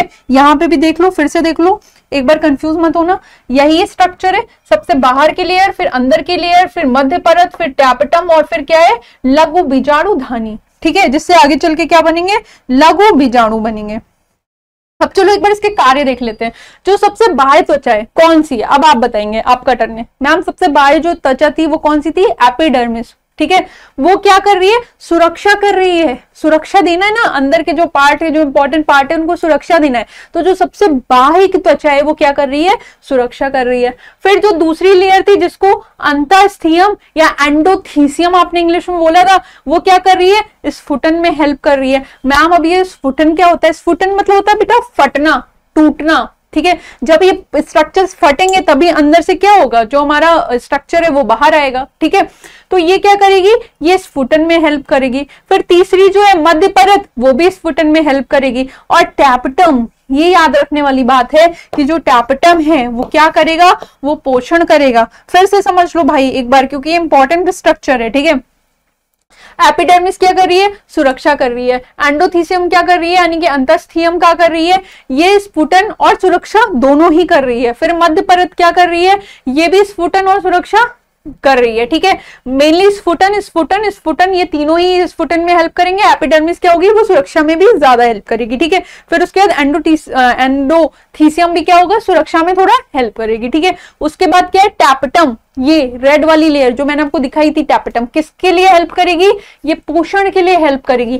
कैसे करेगी ये बाद में देखेंगे। उसके बाद क्या है, लघु बीजाणुधानी है। ठीक है, तो याद क्या रखना है, टैपेटम जो है वो किस में हेल्प करेगा, पोषण में हेल्प करेगा। ठीक है, चलो आओ देख लेते हैं। पुंकेसर, लघु बीजाणुधानी, क्या देख लिया हमने, क्या क्या देख लिया हमने, बताओ मैम। हमने देख लिया पुंकेसर का स्ट्रक्चर, हमने उसके अंदर घुस के देख लिया कि लघु बीजाणुधानी थे। अब क्या बचा, परागकण, है ना, ये दोनों स्ट्रक्चर तो हमने देख लिए। अब क्या बचा, परागकण, तो कैसे बनेंगे वो हम आगे समझेंगे। ठीक है, चलो देख लेते हैं। पुतंतु यानी तंतु, याद है ना, या लंबी धागेनुमा संरचना है, ये वाली यार, ये वाली, ये परागकोश थे और ये पुतंतु था। तो ये पुतंतु के बारे में बात कर रहा है कि यह लंबी धागेनुमा संरचना है, परागकोश पुतंतु के शीर्ष पर फूली हुई संरचना है। मैम हमें पता है, हमें पता है। आप परागकोश की संरचना देख लो, परागकोश की संरचना देख लो। परागकोश की अनुपस्थ काट में हमें निम्न भाग दिखाई देते हैं। कौन कौन से भाग दिखाई देते हैं हमने तो पढ़े हैं, फिर भी चलो देख लेते हैं। ठीक है, तो परागकोश पे 4 बीजाणुधानियां दिखाई देती हैं। प्रत्येक बीजाणुधानी के बाहर 4 परतें भी पाई जाती हैं। वो 4 परतें कौन सी हैं, आपको पता है वो 4 परतें कौन सी हैं। सबसे बाहरी लेयर एपिडर्मिस, याद करो मैंने बताया था, सबसे बाहरी परत बाह्य त्वचा कहलाती है। फिर एंडोथीसियम, याद करो, आपको तो सब पता है यार, आप लोग तो बहुत इंटेलिजेंट हो, हमें तो पता है मैम, हम खुद बताएंगे। कौन सी थी, एंडोथीसियम, बाह्य त्वचा के अंदर होती है, आर्द्रता गाढ़ी होने के कारण परागकोश के स्फुटन में सहायक करती है। याद करो मैंने बताया था किसमें हेल्प करेगा, स्फुटन में हेल्प करेगा। उसके बाद मध्य परत है, 3 परत मोटी होती है और परिपक्व अवस्था में नष्ट होकर बीजाणु जनन ऊतकों का पोषण करती है। जब परिपक्व हो जाते हैं ये तो क्या हो जाती है, नष्ट हो जाती है। और जो बीजाणु जनन के ऊतक होते हैं उनका क्या करती है, पोषण करती है। ये नष्ट होके क्या करती है, खुद को नष्ट करके क्या करती है, पोषण प्रदान करने का काम करती है। ठीक है, फिर टैपेटम, यह सबसे भीतरी परत है। इनकी कोशिकाएं बड़ी सघन जीव द्रव्य वाली होती हैं। केंद्रक इनमें, याद करो मैंने बताया था, बहुकेंद्रकी होता है और बढ़ते हुए परागकण को पोषण प्रदान करती हैं। बढ़ते हुए जो परागकण है भाई, उनको पोषण प्रदान करती है। आप देखो नेचर ने कितना सही इंतजाम किया है कि उसके जो परागकण हैं, उनके न्यूट्रिशन का, उसके पोषण का उसने पूरा इंतजाम कर रखा है। उनको बाहर से लेने की जरूरत नहीं है, उसने पूरा का पूरा इंतजाम कर रखा है। ठीक है, अब देखो बीजाणु जनन कोशिकाएं, बीजाणुधानी में सबसे अंदर बीजाणु मात्र कोशिकाएं होती हैं, जिनको माइक्रोस्पोर मदर सेल भी कहते हैं। याद रखना क्या कहते हैं, जिसको माइक्रोस्पोर, माइक्रो मतलब क्या है, छोटे हैं। मैंने पहले बताया जो मेल होंगे, जो नर युग्मक होंगे उनको क्या बोलेंगे, माइक्रोस्पोर। और जो बड़े होंगे, जो गुरु बीजाणु यानी उनको मेगास्पोर, तो उसको क्या बोलेंगे, बीजाणु मात्र कोशिकाएं, या फिर एमएमसी से याद कर लो। ठीक है, माइक्रोस्पोर मदर सेल। ठीक है, अब होती हैं जो अर्धसूत्री विभाजन करेंगी और उसके फलस्वरूप क्या होंगी, लघु बीजाणु यानी कि परागकण का निर्माण करती हैं। किसका निर्माण करेंगी, लघु बीजाणु का। याद करो मैंने बताया था, फिर से डायग्राम देख लो एक बार ताकि दिमाग में घुस जाए, जब तक घुसे नहीं तब तक देखना। ठीक है, यही बताया था ना कि यहाँ पे क्या है, लघु बीजाणुधानी, यही देखो। अब इसमें क्या बनेंगे, लघु बीजाणु बनेंगे। ठीक है, चलो फिर एक बार और देख लेते हैं। तो ये स्ट्रक्चर सबसे बाहर क्या था, एपिडर्मिस थी, फिर क्या था, एंडोथीसियम था, फिर क्या था, मध्य परत यानी मिडिल लेयर थी, फिर क्या था, टैपेटम था, और फिर क्या थी, सूक्ष्म बीजाणुधानी थी, और बीच में क्या भरा था, बीजाणु जनक ऊतक। ये जो टिश्यूज हैं, ये जो टिश्यूज हैं, इनका आगे हम यूज देखेंगे। ठीक है, ये वाला स्ट्रक्चर हो गया। चलो भाई आगे देखते हैं कि अब आपको सबके काम भी पता है। बाह्य त्वचा क्या करेगी, सुरक्षा करेगी। अंतःस्थितियम क्या करेगी, स्फुटन में हेल्प यानी फटने में हेल्प करेगी। मध्य परत भी स्फुटन यानी फटने में हेल्प करेगी। और टैपेटम क्या करेगी, पोषण करेगी। ये बहुत इंपॉर्टेंट चीज है कि टैपेटम क्या करेगा, पोषण करेगा। ठीक है, सबके काम हमने देख लिए। अब देखो ये आपका डायग्राम है, ये सेम आपका एनसीईआरटी में बना हुआ है, सेम वही चीजें जो मैंने बनाया है। इसमें भी क्या है, अंतःस्थिता, एंडोथीसियम, मध्य परत, लघु बीजाणु मात्र कोशिका, टैपेटम, और यहाँ पे बीच में क्या पाए जा रहे हैं, ऊतक पाए जा रहे हैं। ठीक है, लघु बीजाणु मात्र कोशिका, यहाँ पे बीच में ऊतक पाए जा रहे हैं। ठीक है, अब बीजाणु जनन ऊतक पाए जा रहे हैं। अब क्या करेंगे, देखो ये हमारी क्या हो गई, ये हमारी लघु बीजाणु जनन, हम ये समझ रहे हैं ये हमारी क्या हो गई, पराग मात्र कोशिका हो गई, या इसको एमएमसी लिख दिया। एमएमसी क्यों लिखा, क्योंकि ये सूक्ष्म बीजाणु मात्र कोशिका है। क्या है, सूक्ष्म बीजाणु मात्र कोशिका, इसको एमएमसी भी लिख दे सकते हैं, ठीक है। ये पराग मात्र कोशिका है। अब इसमें क्या होगा बेटा, इसमें होगा अर्धसूत्री विभाजन, ठीक है। अच्छा एक चीज और देख लो, इसके ऊपर एक लेयर होती है, ये 2n है, इसके ऊपर एक लेयर होती है जिसको हम बोलते हैं कैलोज, ठीक है। ये कैलोज इसको प्रोटेक्ट करने के लिए होती है बेसिकली, ठीक है। अब यहाँ पे क्या होगा, अर्धसूत्री विभाजन होगा। अर्धसूत्री विभाजन आपको पता है, अपने प्रीवियस क्लासेस में पढ़ा होगा। क्या होता है मियोसिस में, क्रोमोसोम नंबर अपने से आधे हो जाते हैं और एक सेल कितने में टूटती है, 4 में, ठीक है। तो देखो यहाँ पे अर्धसूत्री विभाजन होगा तो कितना बन गया, 1 2 3 4, ठीक है। 9th क्लास में आपको पढ़ाया गया होगा ना मियोसिस और माइटोसिस। अब ये 4 हो गए। अब क्या होगा, यहाँ पे टैपेटम, आपने देखा था टैपेटम का क्या काम था, आपका न्यूट्रिशन प्रोवाइड करना। वो एक और काम करती है, वो एक एंजाइम का सिक्रेशन करती है जिसको बोलते हैं कैलेज। तो वो इसको ब्रेक कर देगा, कैलोज को ब्रेक कर देगा और ये सारी जो आपकी कोशिकाएं वो क्या होंगी, अलग अलग हो जाएंगी। तो देखो ये सारी क्या हो गई, हमारे जितने भी परागकण यानी कि पीजी यानी पॉलन ग्रेन्स, हमारे जितने भी परागकण यानी कि पॉलन ग्रेन्स थे वो सारे क्या हो गए, अलग हो गए, ठीक है। अब इसमें होगा माइटोसिस, यहाँ पे क्या हो रहा था, मियोसिस, ठीक है। यहाँ पे क्या होगा, समसूत्री विभाजन, लेकिन वो असमान टाइप का डिवीजन होगा। असमान होगा तो 2 भागों में टूटेगा। एक मान लीजिए हमारे परागकण है, क्या है, हमारे परागकण, ठीक है, 2 भागों में टूटेंगे। एक जो होगा बड़ा होगा और एक छोटी कोशिका होगी, ठीक है। एक बड़ा केंद्रक होगा और एक छोटा केंद्रक होगा, दिख रहा है। जो बड़ा केंद्रक होगा उसको हम बोल देंगे वेजिटेटिव सेल्स। क्या बोल देंगे, जो बड़ा केंद्रक होगा। क्या हुआ हमारा, हमारे जब परागकण मिल गए, पहले हमारी क्या थी, पराग मात्र कोशिका थी, उसमें क्या हुआ, अर्धसूत्री विभाजन हुआ, उसके बाद क्या बना, कैलोज टूटा, उसके बाद क्या हुआ, हमें पॉलन ग्रेन्स मिल गए। अब उसमें क्या हुआ, माइटोसिस हुआ। अब क्या हुआ, एक बड़ा केंद्रक बना, एक छोटा केंद्रक बना। जो बड़ा केंद्रक है उसको हमने बोल दिया वेजिटेटिव सेल्स और जो छोटा केंद्रक है उसको हमने बोल दिया जनरेटिव सेल्स, ठीक है। अब यही इसमें आगे चल के फिर से डिवीजन हो जाएगा। जो जनरेटिव सेल्स हैं ये 2 में टूट जाएंगे और यहाँ पे 1 रहेगा। तो हमें लास्टली क्या मिल गया, 2 मेल गैमेट्स जो हैं वो हमें मिल गए, ठीक है। क्या मिल गए, 2 मेल गैमेट्स हमें मिल गए, ठीक है।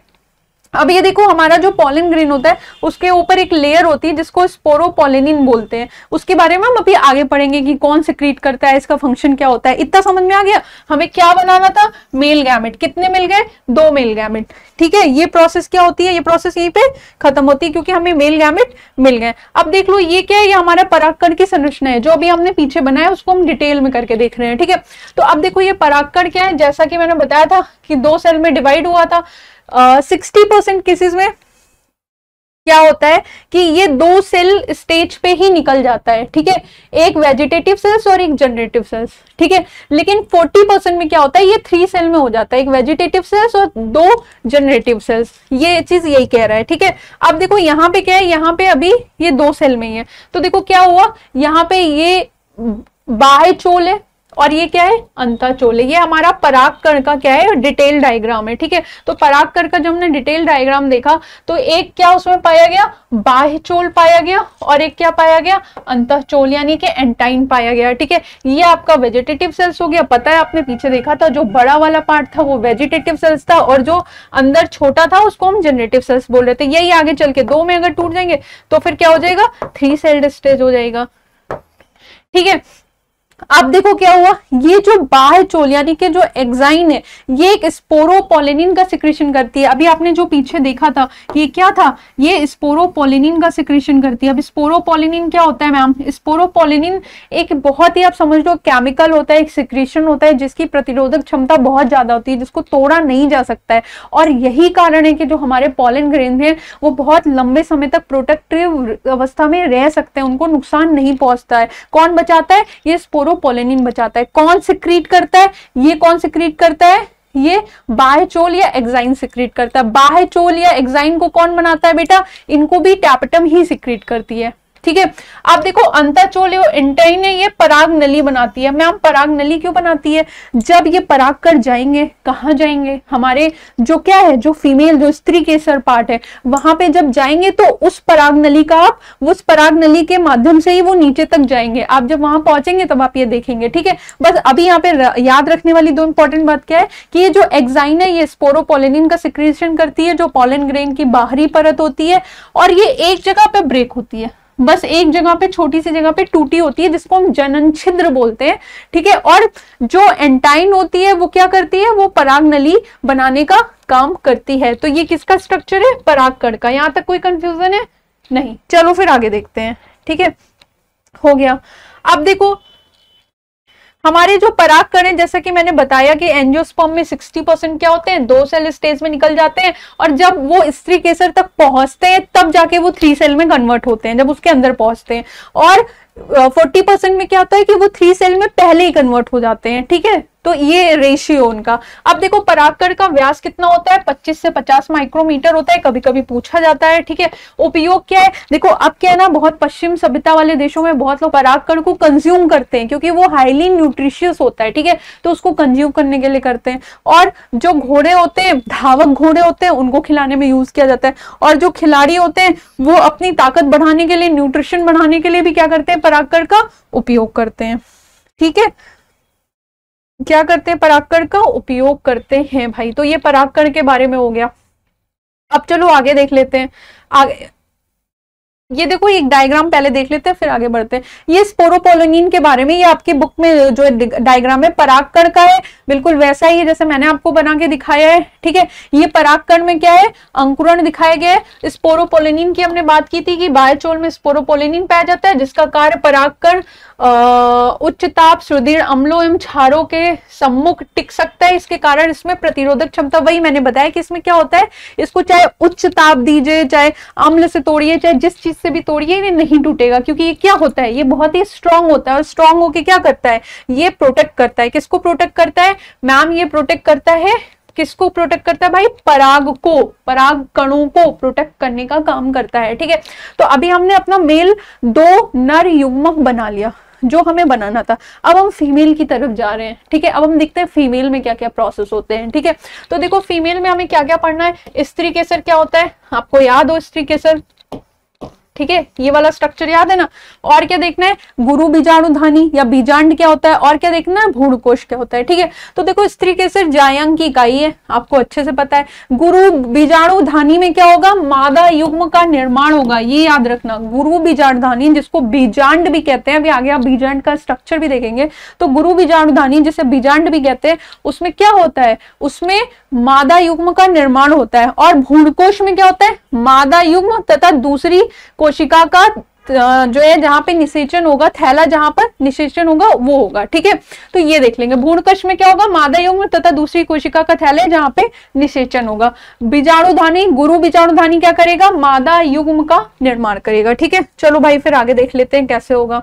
तो देखो ये वाला स्ट्रक्चर आपने देखा था, अभी ज्यादा नहीं, थोड़ी देर पहले ही देखा था, आपको याद होगा। तो यहाँ पे सबसे ऊपर क्या था? वर्तिकाक था, वर्तिका थी, और फिर क्या था? अंडाशय था। कितने पार्ट्स थे? स्टिग्मा, स्टाइल और ओवरी। ठीक है, स्त्री केसर की ये 3 पार्ट्स थे। तो ये इसकी संरचना है। ठीक है, अब देखो ये जो आपने जैसे जो ये स्ट्रक्चर देखा था, ये स्त्री केसर का जो स्ट्रक्चर देखा था, इसके अंदर आपको ये काला कलर का ये स्ट्रक्चर दिख रहा है बेटा, इसी को बोलते हैं बीजांड, जिसकी अभी हमने बात की थी। इसी को क्या बोलते हैं? बीजांड। जहां पे क्या होगा? मादा युग्म का निर्माण, याद है? बीजांड, जिसको हम और क्या कह रहे हैं? गुरु बीजाणुधानी, उसी को हम बीजांड कह रहे हैं। और यहाँ पे क्या होगा? मादा युग्म का निर्माण होगा। ठीक है, चलो फिर देख लेते हैं भाई। अब देखो इस वाले स्ट्रक्चर को, ये जो बीजांड है इसको बाहर निकाल लेते हैं, क्योंकि ये स्ट्रक्चर तो आपने पूरा देखा है। वर्तिकाग्र क्या काम करेगा? जब परागकण आएंगे, परागकण यहाँ पे आएंगे। ठीक है, परागकण कहाँ पे आएंगे? सबसे पहले वर्तिकाग्र पे आएंगे। तो वो उनको पहचानेगा कि ओ अच्छा तुम मेरी जाति के हो, फिर तुम अंदर आ सकते हो। अगर तुम मेरी जाति के नहीं हो तो भाग जाओ, तुम अंदर नहीं आ सकते हो, है ना। तो ये क्या करेगा? परागकण को पहचानने का काम करेगा। वर्तिका जो है वो एक नली जैसी संरचना है जो उसको फिर नीचे भेजने का काम करेगा। और सबसे लास्ट में यहाँ पे क्या होगा? यहाँ पे ही फ्यूजन होगा। लेकिन उससे पहले हम अपना बीजांड को बाहर निकाल लेते हैं और ओव्यूल को बड़ा करके देखते हैं कि वो कैसा दिख रहा है। बीजांड को इंग्लिश में क्या कहते हैं? ओव्यूल। ठीक है, तो इसको अगर हमने बाहर निकाल लिया तो देखो सबसे पहले ये जो बीजांड है, ठीक है। ये यहाँ पे अंडाशय से, ओवरी से एक जगह पे जुड़ा हुआ है, ये देखो ये ऐसे करके ये बीजांड है और ये यहाँ पे ओवरी से एक फूले हुए स्ट्रक्चर के रूप में जुड़ा हुआ है। ये जो फूला हुआ स्ट्रक्चर है बेटा, इसको बोलते हैं अपरा। इसको क्या बोलते हैं? अपरा। ये देखो, ये जहां पे इनका जॉइंट है, जहां पे ये बीजांड इससे जुड़ा हुआ है, इसको बोलते हैं अपरा। ये आपको पता ही है कि पुष्पासन है, इसको इंग्लिश में थैलेमस बोलते हैं। आपने पहले देखा ही था कि हम बैठते हैं आसन पे और पुष्प कहाँ बैठता है? पुष्पासन पे, ठीक है। ये हो गया। अब देखो ये पूरा क्या है? ये स्ट्रक्चर दिख रहा है, यही क्या है? यही हमारा बीजांड है। अब इसको दो भागों में बांट देते हैं। देखो ये यहां से लेके यहां तक, ये जो आपको रेड लाइन दिख रही है, ठीक है, यानी कि जहां अपरा जो है और ये जो है ये बीजांड की काया है, यानी ओव्यूल का बॉडी है, इतना पूरा। ये दूसरा पेन यूज कर लेते हैं भाई ताकि आपको समझ में आ जाए। ये पूरा क्या है? इतना ओव्यूल का बॉडी है। अभी आगे भी इसको और तोड़ के हम दिखाएंगे, परेशान मत होइए। तो ये पूरा ओव्यूल बॉडी है जिसको हम क्या बोल देते हैं? बीजांड काया। तो ये ओव्यूल की बॉडी है ना, ये ओव्यूल की जो बॉडी है और ये जो स्ट्रक्चर है इसको बोल रहे हैं बीजांड वृत्त। देख रहे हैं आप जिसपे क्रॉस क्रॉस है, ये बीजांड वृत्त है, ठीक है। तो बीजांड वृत्त यानी कि इसको फ्यूनिकल कहते हैं इंग्लिश में। इसको क्या कहते हैं? फ्यूनिकल। जो यहां से निकला हुआ है बीजांड वृत्त और जो ओव्यूल का बॉडी है, ये दोनों जहां पे मिलते हैं उस स्ट्रक्चर को हम कहते हैं हाइलम। उस स्ट्रक्चर को हम क्या कहते हैं? हाइलम, ठीक है। ये ध्यान रखिएगा, फ्यूनिकल और जहां पे ये बीजांड की बॉडी और फ्यूनिकल, ये यानी कि यहाँ पे आपका ओव्यूल की बॉडी और ये फ्यूनिकल, ये दोनों जहां पे जिस पोर्शन में मिलते हैं उस पोर्शन को क्या कहते हैं? हाइलम कहते हैं, ठीक है। अब इसके अंदर क्या होगा? इसके अंदर क्या होगा? ये देखो, इसके अंदर यहाँ पे क्या है? ये एम्ब्रियो सैक या भ्रूण कोश है, ठीक है। उसके अगल बगल क्या भरा होगा? न्यूक्लियस भरा होगा। क्या भरा होगा? न्यूक्लियस। ऊपर के भाग को चालेजा बोल देंगे और नीचे के भाग को माइक्रोपाइल बोल देंगे, ठीक है। अभी इसको और डिटेल में समझते हैं, इस स्ट्रक्चर को भी निकाल लेते हैं और डिटेल में समझते हैं। चलो देख लेते हैं भाई। ये देखो, ये वो स्ट्रक्चर है, ठीक है। तो मैंने क्या बोला? देखो ये वो भाग है जहां से क्या जुड़ा हुआ है, याद करो। अभी मैंने बताया था कि ये वो भाग है जहां पे अपरा, जहां पे बीजांड किससे जुड़ा हुआ है, ये नीचे का जो भाग है उससे जुड़ा हुआ है, उसको अपरा बोल रहे हैं, ठीक है। ये देखो, अब ये फूला हुआ भाग, ठीक है, ये क्या हो गया? ये हो गया फ्यूनिकल। ये क्या हो गया? ये हो गया फ्यूनिकल, ठीक है। बताया था ना मैंने, ऐसा ऐसा स्ट्रक्चर है जो यहां तक का फ्यूनिकल। और ये क्या हो गया? अब यहाँ पे देखो, ये क्या हो गया? ये पूरी ओव्यूल की बॉडी हो गई। ये यहां से अगर इसको कट कर दो तो ये पूरी ओव्यूल की बॉडी हो गई, ये पूरा स्ट्रक्चर, ठीक है। और जहां पे ये ओव्यूल की बॉडी और फ्यूनिकल, ये दोनों जहां पे मिलते हैं उसको क्या बताया था अभी? हाइलम। क्या बताया था? हाइलम। याद करो, देखो पीछे मैंने बताया था, इसको क्या बताया था मैंने? हाइलम, ठीक है। याद आया? इस वाले डायग्राम में देखो, ये देखो, ये फ्यूनिकल हो गया और ये क्या हो गया? हाइलम, जिसको क्या बोलेंगे? नाभिका भी बोल देंगे, ठीक है। अब देखो यहाँ पे अगल बगल ये क्या पूरा भरा हुआ है? न्यूक्लियस भरा हुआ है। ऊपर का जो भाग है उसको निभाग कह देते हैं या फिर चैलेजा बोल सकते हैं इंग्लिश में। नीचे का जो भाग है जो खुला हुआ है, ये क्या है? ये दोनों उसको प्रोटेक्ट किए हुए हैं। ये दोनों, इन दोनों को हम क्या बोलते हैं? अध्यावरण, इंटुगमेंट्स। इंग्लिश में क्या बोल सकते हैं? इंटुगमेंट्स। एक इंटुगमेंट ये हो गया, दूसरा ये हो गया, एक ये हो गया, दूसरा ये हो गया। तो दोनों साइड से दो दो इंटुगमेंट्स ने उसको घेरा हुआ है। एक को हम बोलते हैं बाह्य, एक को बोलते हैं अंतः। ये वाला हो गया बाह्य, ये वाला हो गया अंतः, ठीक है। अंदर जो ये स्ट्रक्चर दिख रहा है इसको बोलते हैं भ्रूण कोश। क्या बोलते हैं? भ्रूण कोश। और ये जो जगह है, जैसे ये ऐसे है ना बेटा, ये देखो ये ऐसे है, तो ये जो जगह है, ये जो खाली जगह है जो बाहर की तरफ खुल रही है, इसको बोलते हैं बीजांड द्वार या फिर बोलते हैं माइक्रोपाइल, ठीक है, माइक्रोपाइल। और ये क्या हो गया? चैलेजा, ठीक है। समझ में आ गया इतना? ये भ्रूण कोश है और ये क्या भरा हुआ है? न्यूक्लियस भरा हुआ है, ठीक है। याद आ गया? ये वही स्ट्रक्चर क्या है? ये वही स्ट्रक्चर डिटेल में बना हुआ है, बस और कुछ नहीं है। अब देखो, स्त्री के सर जायांक या गुरु बीजाणु धानी या गुरु बीजाणु जनन, ठीक है। जायांक पुष्प का स्त्री जनन भाग है, आपको पता है इसके 3 पार्ट होते हैं, अंडाशय, वर्तिका और वर्तिका। आपको पता है प्रत्येक जायांग में एक या एक से अधिक अंडक पाए जाते हैं, ठीक है। प्रत्येक जायंग में एक या एक से अधिक अंडक पाए जाते हैं। एक अंडपी, यदि स्त्री केसर में एक अंडाशय होता है तो इसे एक अंडपी कहते हैं। जैसे मान लो ये है, ठीक है, तो ये क्या हो गया? ये एक अंडपी हो गया। अब देखो बहुअंडपी क्या होता है, यदि एक से अधिक अंडाशय होते हैं तो उसे बहुअंडपी कहते हैं, यदि अंडाशय अलग अलग होते हैं तो उसको वियुक्तांडपी कहते हैं, यदि अंडाशय चिपके होते हैं तो उसे युक्तांडपी कहते हैं। ये उसके प्रकार हैं, ठीक है। अब देखो जैसे आपने उसका फूल देखा है गुड़हल का, हाँ इसका एग्जाम्पल गुड़हल, तो गुड़हल में देखो यहाँ पे ऐसे बहुत सारे होते हैं, ठीक है, और बहुत सारे होके फिर नीचे एक में जाते हैं, तो वही कह रहे हैं इसको क्या बोलेंगे, इस कंडीशन को क्या बोलेंगे, बहुअंडपी, ठीक है। जहां एक से अधिक अंडाशय हो रहे हैं उसको क्या बोलते हैं, बहुअंडपी। ये अंडाशय, ये वर्तिका है, वर्तिकाग्र, तो यहाँ पे कितने वर्तिकाग्र हैं, बहुत सारे वर्तिकाग्र हैं, देखो बहुत सारे वर्तिकाग्र हैं, ठीक है, और मिल रहे हैं। और किसी किसी में क्या होता है, सिर्फ एक वर्तिकाग्र होता है, ठीक है। अब बहुअंडपी क्या होता है कि अगर एक से ज्यादा अंडप है, मान लो ऐसे हो जाए स्ट्रक्चर, ये बहुअंडपी हो गया, ठीक है, ये देखो एक से ज्यादा अंडप पाए जा रहे हैं, क्या हो गया, बहुअंडपी हो गया। यदि अंडाशय अलग अलग होते हैं, नहीं चिपके तो वियुक्तांडपी कहते हैं, यदि अंडाशय चिपके होते हैं तो उसको युक्तांडपी कहते हैं, ठीक है। ये देखो बहुअंडपी कंडीशन है, बहुत सारे वर्तिकाग्र हैं, ठीक है। अब ये क्या है, ये एग्जाम्पल दिया हुआ है, ठीक है, जो कि बहुत क्लियर नहीं दिया हुआ है। चलो देख लो किस में पाया जाता है, गुड़हल में पाया जाता है, ठीक है। आगे देख लेते हैं, ये देखो ये क्लियर डायग्राम है, ये क्या है, वर्तिकाग्र, कई सारे वर्तिकाग्र हैं।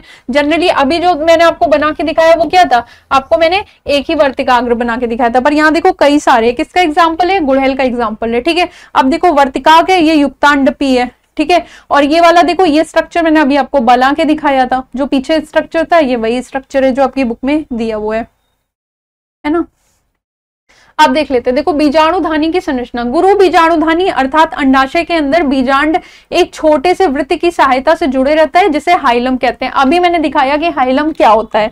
अब देखो अध्यावरण, बीजांड के बाहर के आवरण को जो दोहरा होता है उसको अध्यावरण कहलाता है। निषेचन के पश्चात अध्यावरण बीज चोल बनाता है और आवृत बीजी में 2 अध्यावरण होते हैं, लीची अरंडी में 3 अध्यावरण होते हैं, लीची में खाने योग्य भाग तीसरा अध्यावरण यानी एरिल कहलाता है। अध्यावरण क्या है, वही जो मैंने आपको भी इंट्यूबमेंट्स दिखाई, ये 2 थे। अब ये कह रहा है कि किसी किसी में क्या होते हैं, 3 भी होते हैं, ठीक है। यही ये क्या करता है, ये जब निषेचन हो जाता है उसके बाद क्या बना देता है, बीज चोल बना देता है, ठीक है। ये हो गया। अब आगे देख लेते हैं, बीजांड द्वार, बीज में एक छोटा सा छिद्र होता है जिसे बीजांड द्वार कहते हैं। निषेचन के समय में पराग नलिका इसी छिद्र से प्रवेश करती है।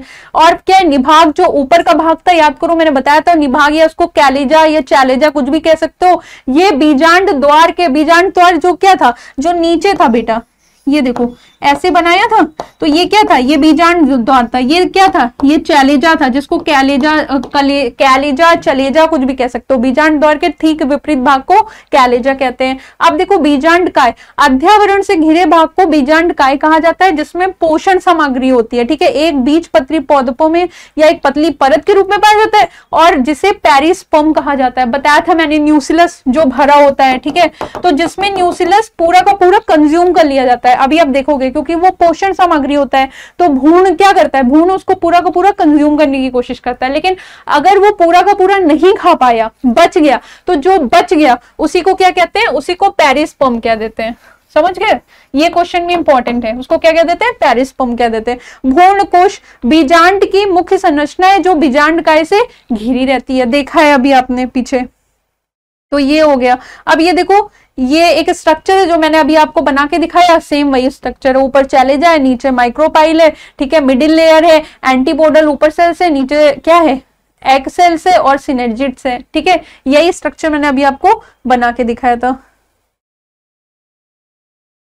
है ना, ठीक है। अब देखो गुरु बीजाणु जनन, गुरु बीजाणु मात्र कोशिकाओं द्वारा अर्धसूत्री विभाजन करके अगुणित बीजाणु बनने की प्रक्रिया को गुरु बीजाणु जनन कहते हैं। गुरु बीजाणु जनन में 4 गुरु बीजाणु बनते हैं जो एक रैखिक चतुष्ट रूप में विन्यासित रहते हैं। इन चारों में से एक ही गुरु बीजाणु सक्रिय रहता है जो मादा युग्मोद्भिद की प्रथम कोशिका है। इसके केंद्रक पहले 2 केंद्रक बनते हैं, दोनों विपरीत ध्रुवों में चले जाते हैं और फिर 4 बनते हैं। दोनों ध्रुवों में से एक केंद्रक बीच में आ जाता है और बीच में दोनों केंद्रक द्वितीयक केंद्रक बनाते हैं। अभी कुछ नहीं समझ में आया, चलो डायग्राम से समझते हैं, ठीक है।